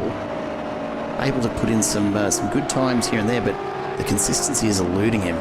Josh Harris is Josh Harris in the pits. Okay, Josh Harris in the pits. So keep an eye on this one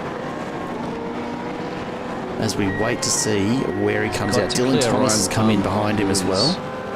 Who is just Ryan entering Palmer into sector coming around now. 3, the 5 sectors, sector 4 at the moment. But he is entering into, still in pit road currently at the moment, is Josh Harris. This is going to be close. Dylan, and so has Darren, followed him in here. Down the main straight now. Josh is out. Josh is out into turn 1. Josh Harris coming out of the pits now.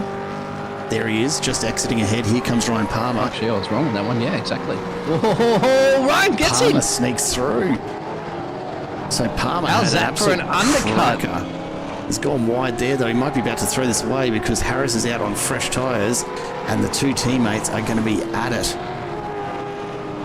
Harris has got to give those tyres just a little bit of time to warm up. Remember, we know that those tyres fresh out of the pit lane. Those 4 fresh stickies are quick, and he's got to take advantage of it.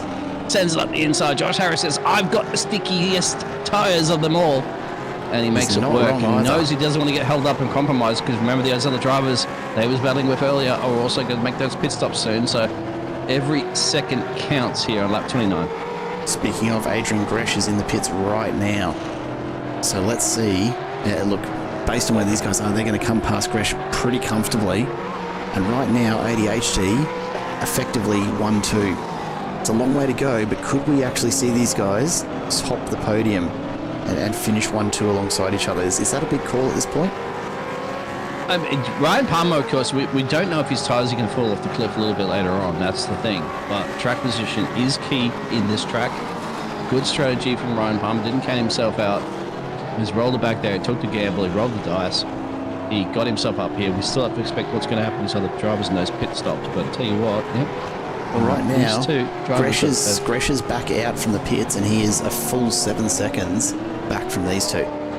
So a huge gap. Matt Bakir is still making his way into his pit box. So he must be parked down the very, very end of the pits. There we go, just getting to his pit box now. So that's a very, very long drive for him. And that's going to cost him some time getting back out of there as well. So when as Greg come in, and I'm keeping on this, we're going to start doing a little bit of calculations. Got to wait for these drivers to cross the line so we can see what their lap times are, the drivers that we're looking at on the pitches. Because, of course, we're including their pit stop time from Josh Harris of 1:53 last lap. But we'll find out right now what he's done on his out lap proper as he crosses the line. I can't see how. And it's a 109.4. Now, Greg Patrick did a 109.4 as well, and he still has the box. So that's not bad times that Greg Patrick's still pulling in on. His last was a 109.8, 109.9. So not bad, but Patrick's going to need to be almost a full lap ahead of these guys when he goes in. That's the thing to remember here. You know, you've got about a minute spent in the pits. A lap around here being 1 minute 9, 1 minute 10. You've got to be almost behind these guys before you come in if you want to stay ahead. And Greg Patrick is nowhere near that right now. The gap at the moment just shy of 39 seconds that he's got on Josh Harris, who is starting to extend his lead over Ryan Palmer. Daniel Harrod's just gone into the pits. Greg Patrick he had continues. to compromise, all right, you're going to have fresh rubber towards the end, but you've got a lot of distance to gain, and you don't want to dial it in too late. You want to probably come around now, realize, okay, I need to cover off this undercut. The overcut can work to a certain degree. If you stay out too long, you just allowed yourself just not enough time to fight back. So that's what they're going to be 100%. Contemplating right now. Change your strategy up. You might have a fixed strategy at the start of the race going into it. I'm planning on going that lap, so I'm not going to change it. But when the situation evolves and the racing evolves and the track evolves, you then split your strategy up. You then undermine it a little bit, change it up, see how you're going to pan out. Because at the moment, if it is costing Greg Patrick some time, then to give you an idea, folks at home, of just how far ahead Josh Harris and Ryan Palmer are right now, take a look just up the road as we get to our next shot here, and see if you can spot Seth Stevens. There he is. The yellow and black entry of Seth Stevens from Team 15 is just ahead of Josh Harris. Seth Stevens still hasn't made his first pit stop, so the front four, as Bowman runs wide. So Seth Stevens in P4 yet to make his stop. These guys have almost caught him. Yeah, can you show the gap to leader rather than info at the moment, just to give you a little bit of indication? Absolutely, we got that here at the Support for Person Network. It's simply done. 38 seconds, yeah, that's not enough. That's not enough. It needs to be an extra 30 seconds over that. Wow. There's just no way, barring an issue here for Harris and Palmer, that they're not going to be out in front with half a lap behind them. Harris, what are you thinking right now? Your engineer should be in the air going, box. You're losing too much time here. He's lapping 110s. These guys lapping 19s. The closest here, so Adrian Gresh is actually well positioned right now, a further 8 seconds back from Harris and Palmer. Oh, but what about fuel? That's the thing, isn't it? That's a situation. We did see a late pit stops and gold split because of the fuel situation. It could happen, you're right. It's entirely possible as we see A bit of a battle brewing further back. Scott Stevens all of a sudden has Thomas and Curry in behind him. Dylan Thomas on very, very fresh tyres. So he's just found himself in the middle of these two. Both Stevens and Curry pitting on lap 22. Dylan Thomas lap 27. So certainly fresher tyres should be able to make the most of this. But we know that Curry's pushing hard to regather here. Back up to P9. And look likely to pick up another few spots as well once Patrick and Robiard go in. Hayden Cupid yet to go in. And we saw... where is he? Who was sitting in P4 just a moment ago we were speaking about there, Biggles? Look at where he's ended up right now. Yeah. So all of a sudden, yeah, it's not looking pretty at all for these guys. Josh said it's going to be a battle. It's been one day. I hope so. Well, I'm on you, my friend. Well, At the moment, we're running at P4. Yeah, and that's absolutely. not just yet. It's fantastic battles you can see on your screen there between 7th, 8th and 9th. At the moment, these drivers have made their pit stops. We still have the top 3 yet to come down pit road. It's a big ask. Very much the top 3, Jared, could be coming out right in this mix. Yeah, like the gap right now, about 1 minute to what we're watching on screen right now. So Thomas Curry and Stevens about a minute back. So if Patrick and Robiard and Cupid go in now, they're going to get caught up in this battle. So we might have a pretty solid little battle to watch here, but it's not going to be involving Harrison Palmer. The ADHD entries right now have it all to lose because they have such a gap built up. Adrian Gresh is the only one who can compete, and since we last checked in on him, that interval of about 7 or 8 seconds to Palmer has extended out to almost 13. So Harrison Palmer, you've got to really watch those guys because it is. Yeah, Harris is also saying look behind the fourth wall. It's the third wall, isn't it? Data. As far as I don't know, you got stage. Oh, I couldn't tell you. Couldn't tell you. Right, anyway, but I know what you mean. We're working together the race at the front, so he's off to protect the tyres. That's right too. There'll also be that tyre situation that occur. Some of these drivers did go in lap 27, lap 24, lap 28, lap 22. So there's a big difference as Jake goes in to pit road. So this will show you just how far ahead these guys are going to be because he was not too far off the back of Greg Patrick. Sorry. And it's a long way he's going to find himself back from both Harris and Palmer. So Jake Robiard effectively will be back to the mid-pack. Greg Patrick right now. Let's see how this car's handling it. Lap 35 of 58. He's picked up his paces back into the 109s, which is crucial. They were running 110s for a little bit there, but once again, he'll have full freshies late into this race for sure for the Speed Secrets entry. But once again, it'll be fighting his way and have to do some overtakes because he won't have that track position. Certainly will have the secrets of speed that he's carrying on his own. We'll have a look at this going on though. Robiard and Caplet now. Caplet running very, very wide. Unfortunately, dips his tyres. Very wide. That was close as Robiard came out of the pits there. And look, here comes Greg Patrick in the background. So Robiard pitted from P3, and Patrick has almost lapped him. As Hayden Cupid goes in P2. So take a look at this. Patrick is actually going to, if he doesn't come in on this lap, he's going to lap P2. And it gives you an idea of just how short this Oran Park circuit actually is compared to the length of the pit straight and the amount of time you spend in the pits here. It is honestly, in terms of the percentage of time spent in pits versus a lap time, I reckon it's got to be one of the worst tracks out there for how much a pit stop actually costs you. It is long, it's punishing, but it's required. You've got to get it done because you need gasoline in that car, unfortunately. They're not electric. No, again, those batteries wouldn't go this distance anyway. Daniel Harrod now. Go back to this battle, of course, for the 9th on your pitches, 8th actually. Yeah, Robiard's got Harrod all over the back of him as well. Further up the road, you've got Curry and Thomas still battling at it, so plenty going on. Darren Lofton now looking for an opportunity to catch and pass James. But the real question is, where does Greg Patrick pit and where does he come back out again? I got a sneaking suspicion he's probably going to be probably maybe lucky to get ahead of Adrian and P4. To be providing possibly. Patrick has got spot on, and he's remember they got less fuel to put in. Absolutely. So should be a shorter pit stop. On board now with all Mitch depends Curry. on getting their perfect in lap and out lap. And he is right on the tail of Dylan Thomas, who in turn is chasing down Scott Stevens. We see now the Alpine Pro Racing entry of, I think that was Ron Wong perhaps, making his way through. Here comes Harrison Palmer on their way through as well. So yeah, it's a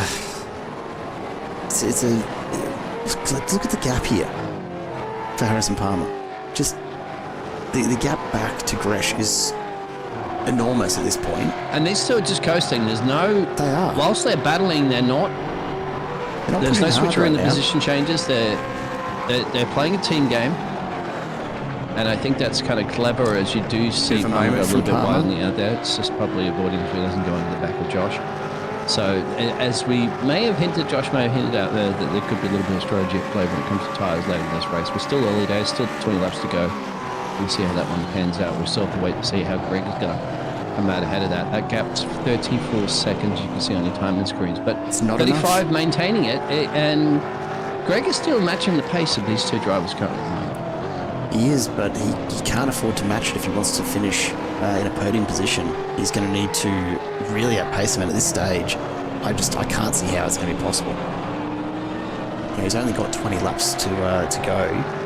At very best, he's going to come out 30 seconds behind these guys on the other side of the pit stop. And then he's got to make it up with those fresh tyres, yes.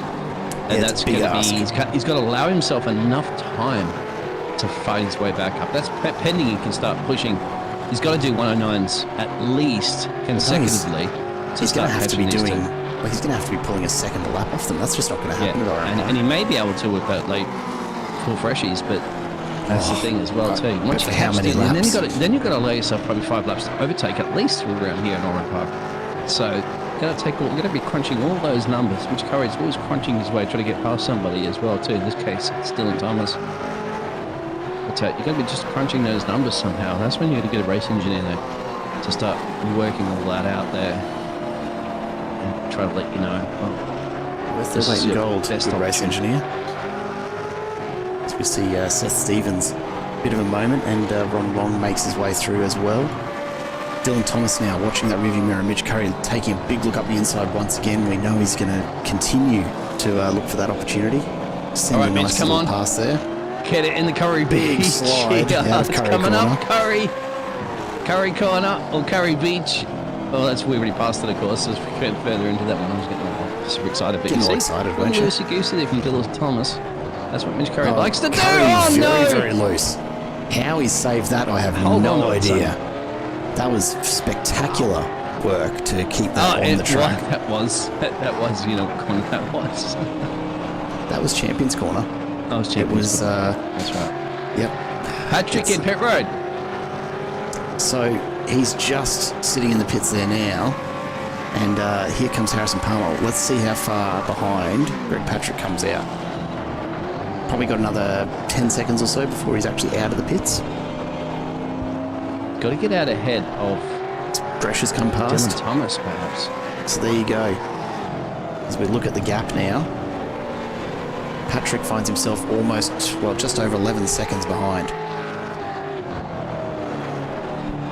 Yeah, he did get out of Dylan. That's exactly where I kind of suspected he was going to come out, between Adrian, somewhere around Adrian and Dylan, which he has.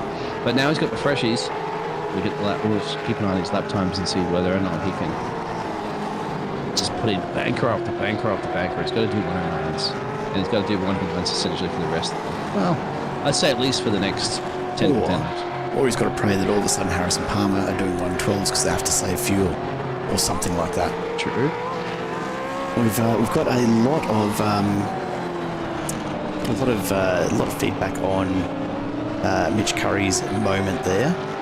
I'm just having a look to see, you know, should we go back and take a look at that? Probably not. It's probably back a little far now, but that was a massive moment from Mitch Curry. There's enough highlight reels of Mitch Curry this evening that you can check back later in the broadcast. Yeah, we'll grab a clip of that and chuck it on a short later or something like that. So these two we know aren't necessarily, well, it doesn't look like they're necessarily battling it too much, but maybe Team Orders are to be thrown out the window at the moment because, I don't know, it doesn't look like Ryan Palmer's comfortably just sitting behind Josh Harris anymore. He's fighting, and there's Mitch Curry fighting his way back through on Scott Stevens. Mitch Curry managing to actually keep it on the track there, which is a nice change through that corner for him. Oh, took the not marbles. so lucky here, the marbles. Oh, he's had to slot right down. Just pushing so hard to try and gather up those spots again. And yeah, he's still got to make it another, 20-ish laps on the tyres that he's on. Changed them on lap 22, so they're already coming up on 20 laps old. It's going to be a big ask for those tyres to hold together. Maybe right Adrian Gresh's last lap was 109.8. I'm going to keep an eye on what Greg Patrick's time is once he completes his proper out lap and we get it. And a 108.856 personal best from Greg Patrick. The only man in the 108 club, so he has to utilise those tyres. He's got a bit of work to do to catch. It's 1.7 second gap there, 1.6 now, but with 42 or 58, now's the time to shine. You want to get yourself a podium. It's absolutely where he's got to earn it. We'll keep an eye on this. Check out though the best lap times right now. A bit of an issue with. I'm sure we had this issue with Dylan Thomas's time last time we did this, Biggles, but Josh Harris into the 108s only just a 108.98.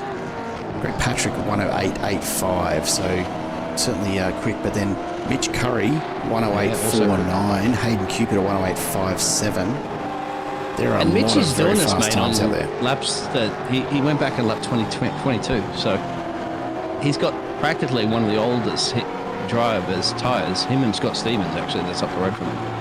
They last went down a pit road lap 22, so they're the oldest tyres in the field. But those two drivers are driving like they got freshies. They're just wearing them in nicely, apparently. Just getting them warmed up. Aged like fine wine, those tyres. Yeah, absolutely. Look at Mitch Curry. Good exit here. This should be an hard. opportunity. In fact, you get a 2-for-1 special if you're bold and brave there, Mitch Curry. Will we see him fire and move up the inside? He's looking at it. A very late. Fantastic overtaking manoeuvres before, but I think he's now afraid of Mitch Curry Thomas. too. He's locked that corner up. Locked up that front left tyre, and that sent him wide. So Stevens and Curry go through. Dylan Thomas is going to have to try and hold on to the back of them because they are flying. That last lap, a 109.8 for Stevens, 109.6 for Curry, and Thomas a 110.1. So he is going to have a fight on his hands if he wants to stay in touch in this battle for fifth that we're watching right now. Up the front, though, Josh Harris and Ryan Palmer side by side into you get Team Orders now. That's just a little aggressive perhaps from Palmer, but it's got him out in front now. The question is, you are free to race. Does he have the pace? The ADHD drivers to race to the end of this race now. Harris goes over under into Curry corner. They come together again, and Harris takes it back once more. The battle is on at the front of the pack. It's just going to compromise them and keep it on those lap times for these two drivers as well too. If they've been saving those tyres, certainly saving the best for last. A 4-second gap up there, but look at that Patrick now. He is 3/10 down the road there from Adrian, so his last lap was a second quicker than Adrian's, and he is foaming at the mouth for a bit of the bubbly stuff, and that's the final step of the podium in P3. He's hunting. Here he is right behind, so he's got them in view now. So yeah, look, Greg Patrick, he's not out of this yet. Definitely looking at a podium at this point. But of course, Josh Harris and Ryan Palmer. I swear in that car, and that is probably, AKA, an overcut. Perhaps by staying out longer. Look at that, he's confident in there, could turn him. We've seen that before there, Greg. You got to hold your horses, hold your marbles a little bit before you send it in the inside there. You'll send both the drivers down there. I know it's tempting. It's like reaching out and grabbing candy, but you've got to just be patient. Got to earn that, and it wouldn't be the first time we've seen someone turn there tonight, or indeed in this round. We snapped a little bit of an oversteer moment there in that corner and compromised the Curry corner, actually. He's going to have to work to do that. All that fast laps he was doing to gain that speed.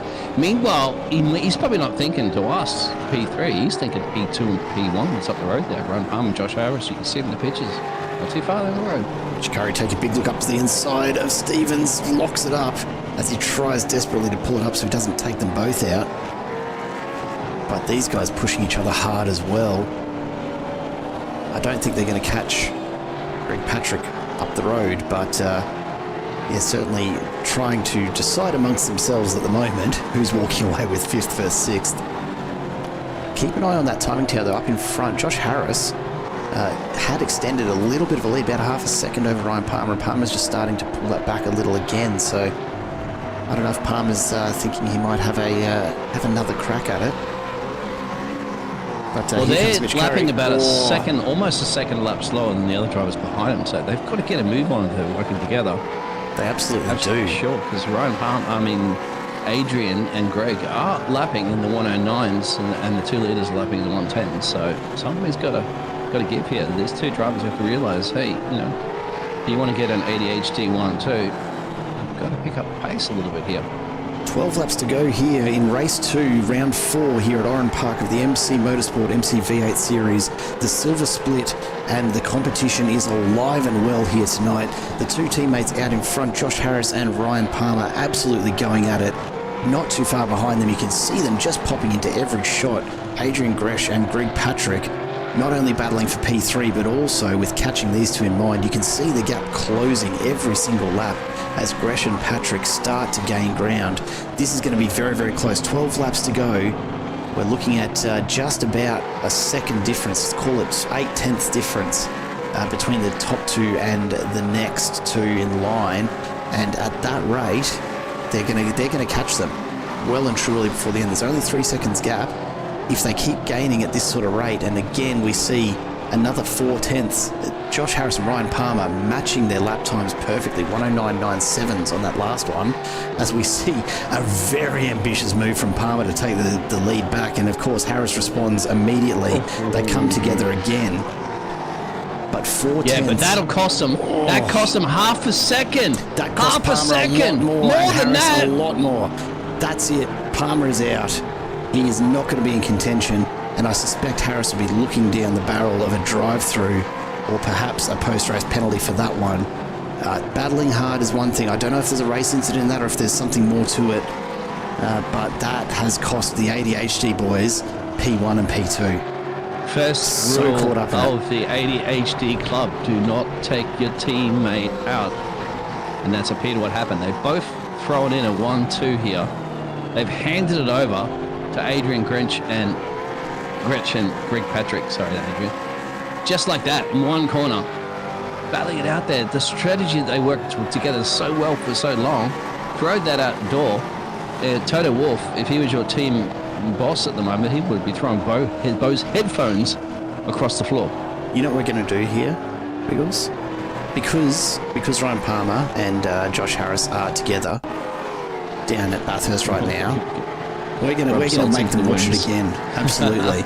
Look, some amazing back and forth battling here. Right, Palmer took the big dive on the inside. Harris tries to respond, but then just sends it so hard in Champions, clips the gutter, goes a little wide on the exit, and Palmer ends up facing the wrong way.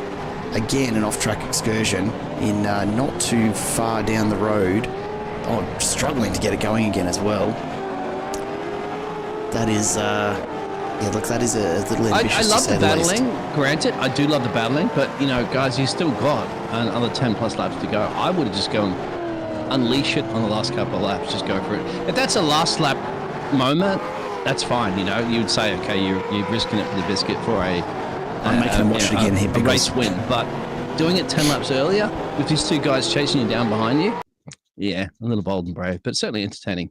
Let's watch it in slow motion here and just see if we can pick up exactly where it all goes wrong. Palmer out wide, Harris in early. Watch him clip the curb here. Just gets those inside wheels up off to it. He's actually lifted the wheels off, and it just sends him wide. Palmer already in the marbles, and just enough of a tap that it sends him. Well done, ADHD. Oh, mate, look, it is what it is.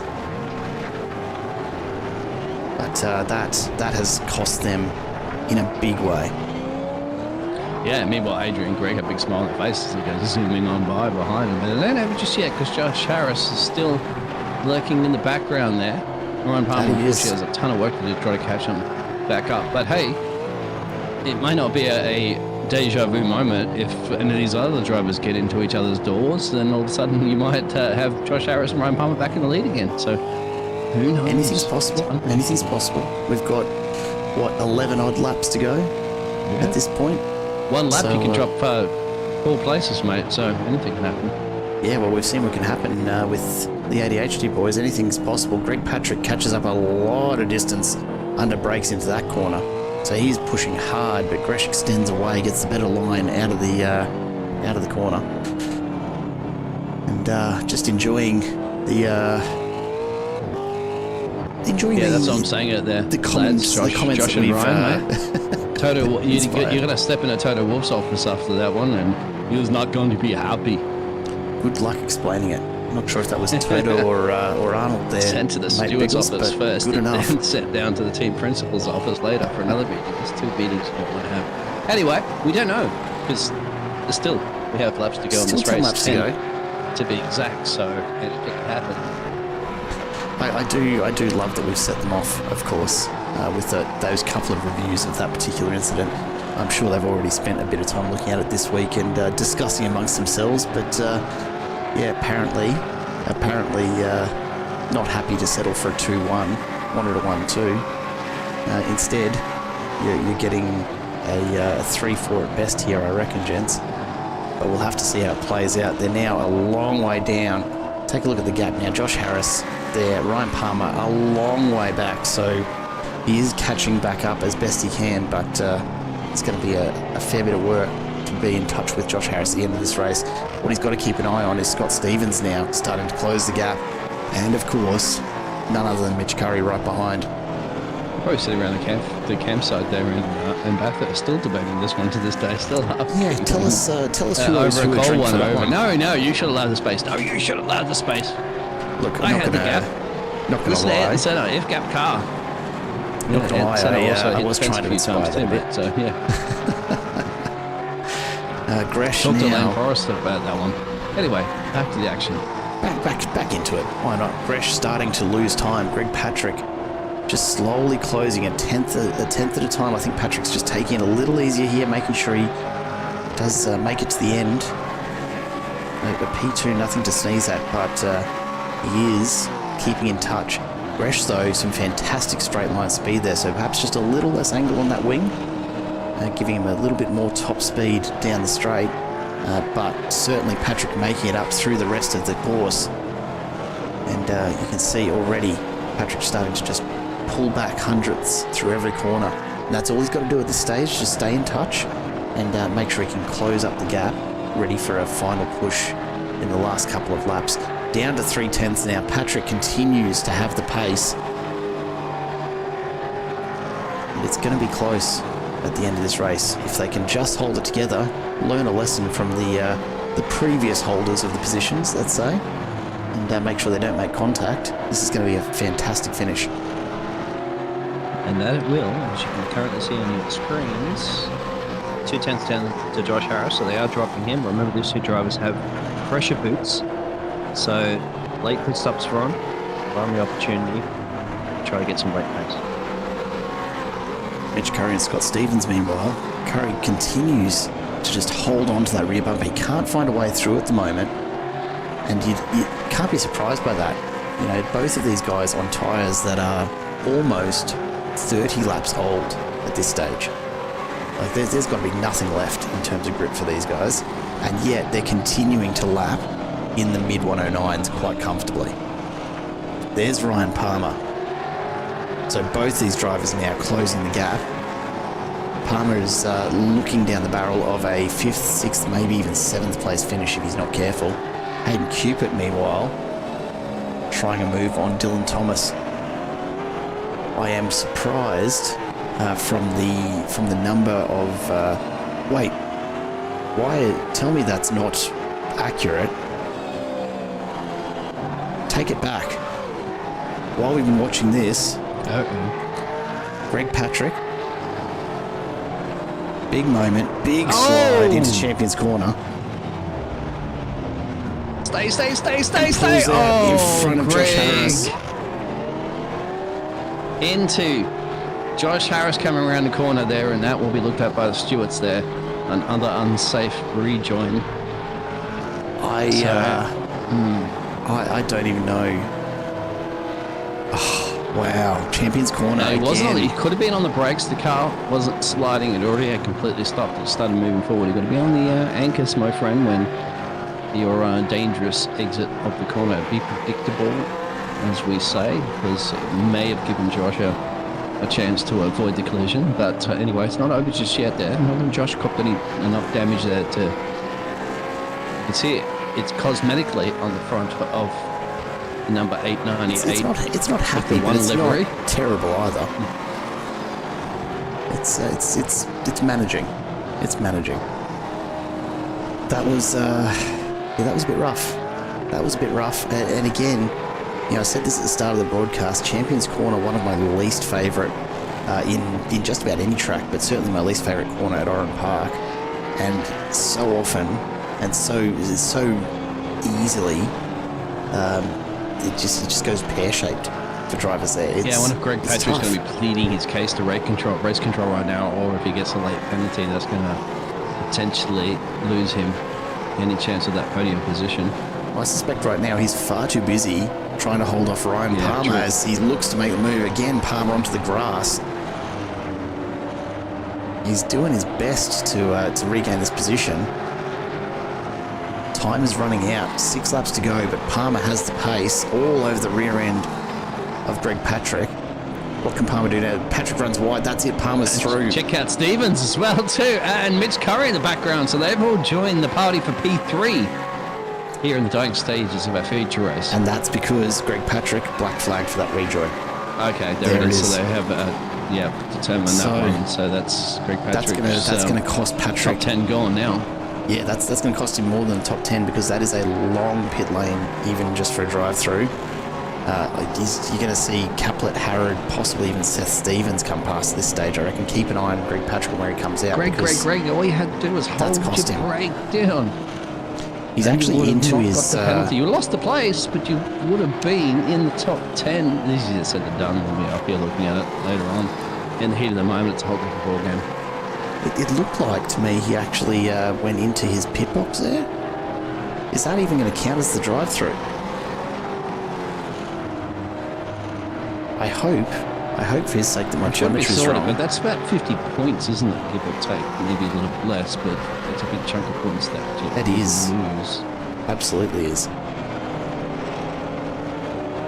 Not night that Greg Patrick would have been hoping for. Back to P15 right now, and this late in the race, you've got to think that's where he's going to finish. Oh, hey, somehow. I mean, ADHD were P1 and P2. They're back to chunk P2 of change and of laps, P3 10 plus laps ago. Now, they are P2 and P3. I don't think they're going to catch Adrian, who's 8 seconds to change up the road in this one, but they've got to maintain... and if they come together on track again, which I doubt... Never say never. After what we've seen tonight, anything's possible. I'm not going to call the end of this race because we have seen absolutely everything and then some this evening. 4 laps to go. Easily enough time for someone like, I don't know, Simon Caplet or Daniel Harrod to somehow make it through a crash that takes out the top 7. Don't you guess what this commentator from what we've seen, mate, from what we've seen, anything can happen. It's Oran Park. Yeah. It's what it throws at you. Hayden Cupid now continuing his charge behind Dylan Thomas, trying desperately to just make up that extra position, and unfortunately pushes it just that little bit too hard. Again, commentators curse. I know.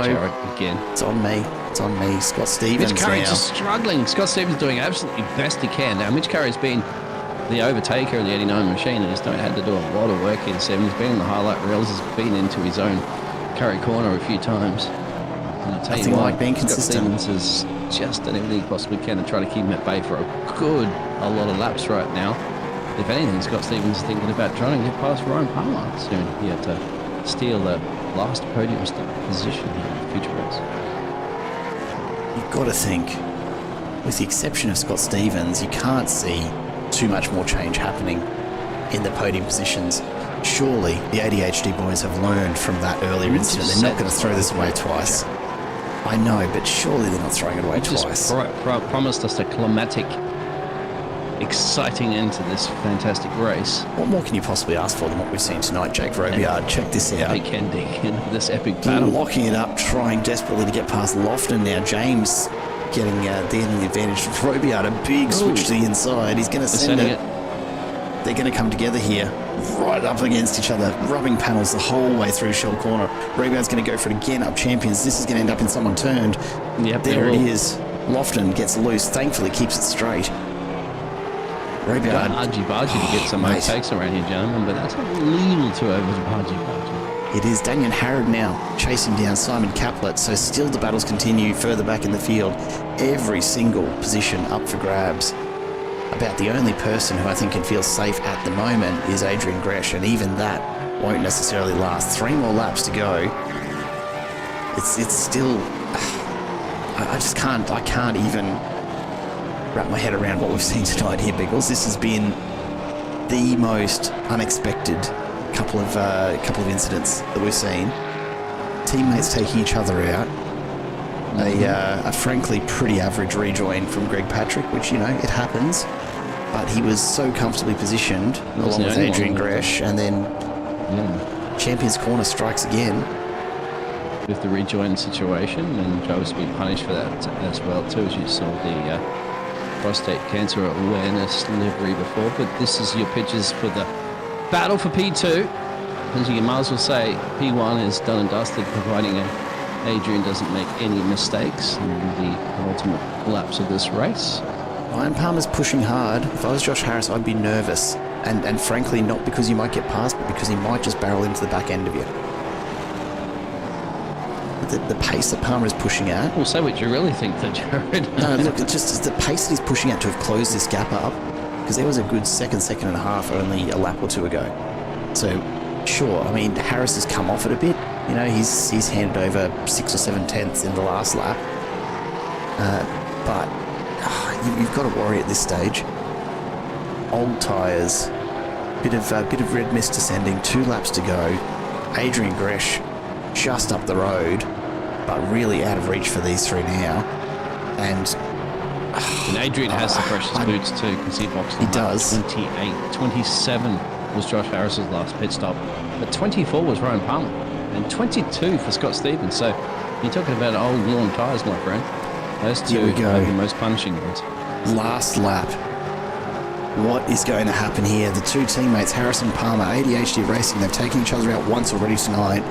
They're going to be really careful not to do that here, but is that going to open the door for Scott Stevens to make a last-minute dash and find himself not just on the podium, but potentially a P2? Keep an eye on him in the background as he moves around behind the teammates. Here comes the scene of the crime once again. Champions Corner right ahead of them. What are we going to see here? They're not side by side into it, so that's a good start. Ryan Palmer just backs it off a little. Stevens sniffing, just looking for an opportunity. He's got to apply the pressure, of course, because he got the facts in his car that said these two taking each other out. So all he can do is apply that pressure as much as possible and hope that they do it again. And, well, I hope that this could be it for Stevens. Can't quite get there. Shuts the door. Palmer fighting it. Lucky. Didn't lose it out there, but Scott Stevens, once again, got to apply that pressure. Just like that. But here comes Adrian Gresh for the win. This is it, actually. There it is. Adrian Gresh crosses the line. Josh Harris will take P2. And Palmer just barely holding on to P3 ahead of Scott Stevens. What an incredible finish to race 2 here this evening.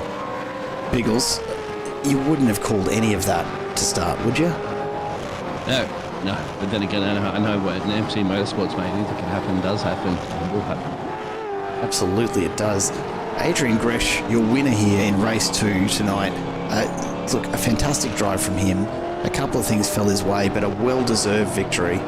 And he will be breathing easy. Josh Harris and Ryan Palmer, ADHD in P2 and P3, somehow surviving that. Somehow making it to the end. And how that didn't cost them more, I have no idea. Daniel Harrod finishing only 0.13 behind Simon Caplet in the end, so almost had him at the line. Just, wow. Compared to our gold split, honestly, I think tonight the better racing of the round. I'm just asking in the chat, there, any of the top 3 want to come in for an interview? I know that some of you are sitting there watching the race, but if you... I don't know if I want to chat to them after the day of drinking they've had, honestly. It's nothing it's nothing personal, gents, but I don't know if you're in any condition to do a post-race interview after a day of golfing and a night in at Bathurst, let's be honest. Yeah, true. Look, let's enjoy as Adrian Gresh uses up the last of his tyres. Let's take a look at the results from our feature race. And Adrian Gresh, a solid win in the end over Josh Harris and Ryan Palmer, rounding out the podium. Scott Stevens and Mitch Curry not too much further back. Dylan Thomas and Hayden Cupid ahead of Simon Caplet. Daniel Harrod so close to picking up an extra position there, with Seth Stevens, Jake Robiard, Aaron James in behind them. Darren Lofton a little further back than he probably would have liked. But Ronald Long and Matt Bakir finishing right next to each other for Alpine Pro. Then we get a little bit further back. Greg Patrick unfortunately finishing a lap down after that late drive-through penalty. Martin Lipsky a long way back, had a really rough second race. Nathan Bowman also 14 laps down. Not his night at all tonight, unfortunately. As we take a look just a little further back for Jimmy Peacock, who didn't end up starting, so 58 laps down. Honestly, a fantastic night of racing all around. And let's take a look at what that could mean for our championship standings with those points now applied to the standings. Before we just consider drop rounds, of course. So there is that to take into account. And again, remembering that, of course, the drivers that transferred their points need a little bit of correction here. But Hayden Cupid maintains his top spot. Scott Stevens moves up a couple, and Adrian Gresh the opportunity to move up a few. Again, drop rounds still to be calculated, but this will give you a bit of a feel for some of the moves for these guys that have raced here tonight at Oran Park. One of the joys, we said this in the Gold Split as well, Biggles, for tracks that drivers are not a huge fan of. A lot of them perhaps don't want to actually get in here and race, but they're giving up some really, look, I won't say easy points, but certainly some good points on offer in a smaller field. Yeah, a little bit less because the Gold Split was a little less drivers here this evening. So the Silver lads have stepped up to the plate and realised that there are crucial points up for grabs there. And as you can see, a lot of switcheroos as well. So unofficial, of course, barring penalties and so forth post-race. But yeah, definitely some movers. And hey, you got to be in it to win it. And you got to be in it to get those crucial points. And you saw too as well that some of those drivers there that were battling up front there ended up dropping probably 20 or 30 points at least those early battles, that they could end up finishing in those podium positions.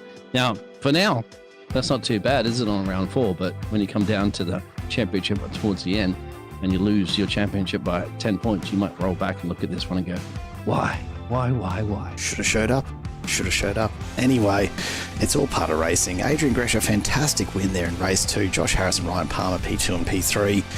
And look, I will note, I recognised after our Gold Split a slight error in my memory of the calendar, so I'll correct that here tonight. We've of course got a round off this week ahead of us, as a few of these drivers that have joined us in the chat will be recovering from a solid weekend of motor racing in Bathurst, enjoying the views of the Bathurst 12-hour this weekend. Do give us a wave if you end up on TV there, lads. And of course, the week after, we are not big quite. MC Motorsport sign. Yeah, absolutely, absolutely. Look, we are not actually quite into our enduros yet. I did say we were going to Sandown the following week. That's not the case. We've still got Belle Isle to come, so that should be a very, very interesting one. A brutal course, Belle Isle. It's one of the toughest street tracks I've seen, just in terms of the proximity of those walls. It is going to prove really, really challenging for these drivers, and I, for one, cannot wait to see it.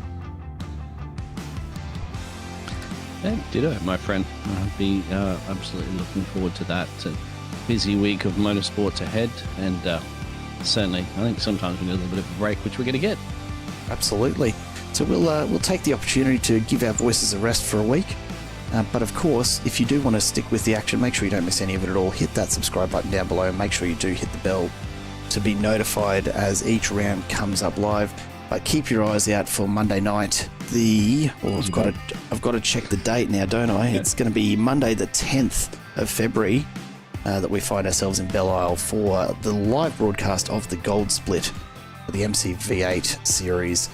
Once again, a fantastic night of racing here from the MC Motorsport League. And Biggles, I don't know about you, but I can't wait to get back into it. Oh, I'm already into it, mate. I'm already into it. Already so keen. I'm looking forward to it. Thank you, everybody, for tuning in. Of course, I know you're sitting back and a lot of people watching it and enjoying themselves and throwing back a couple of cold ones. We've got some photos shared on the Discord as well, too. On the big screen. We're on the big screen, Jared. They were on the big screen as well, too. So it's been absolutely. You're gonna have to go check that I out. appreciate everybody drivers for coming in here and watching yourselves drive in the past. Absolutely. I hope you've enjoyed the coverage as always. It's been a pleasure bringing it to you, Biggles. Thank you as always, of course, for joining me here in the commentary booth this evening. It's been a pleasure working with you once again. Welcome, boss. Thank you. And for everyone watching at home, a very big thank you for tuning in to Simple Racing Broadcast for another night of coverage. We will, of course, be back with MC Motorsport week after next, 10th of February. Keep your eyes open for that. And the racing does continue. Simple Racing Broadcasts are bringing you the Alliance Sim Racing V8 series on Tuesday night. So do jump to the Simple Racing Broadcast homepage and check out the link to that channel. Just a couple of spots down from where you'll probably find the rest of these videos. Until we see you next time, though, do look after yourselves, look after each other. Again, a fantastic, wishing the most fantastic weekend to our drivers from MC Motorsport that find themselves in Bathurst this evening and there for the 12-hour this weekend. I do envy you just a little bit. Just a little bit. It looked great on the TV today, and I'm looking forward to watching some more from home. But do take it easy. You know, hydrate. Remember to hydrate. It's very important, of course, when you're at Bathurst and doing what we motorsport fans do when watching motorsport for the weekend. And make sure you make it back in one piece. Until then, it's been an absolute pleasure from everyone here at Simple Racing Broadcast. Look after yourselves and each other, and we will see you again very soon. It's goodbye for now.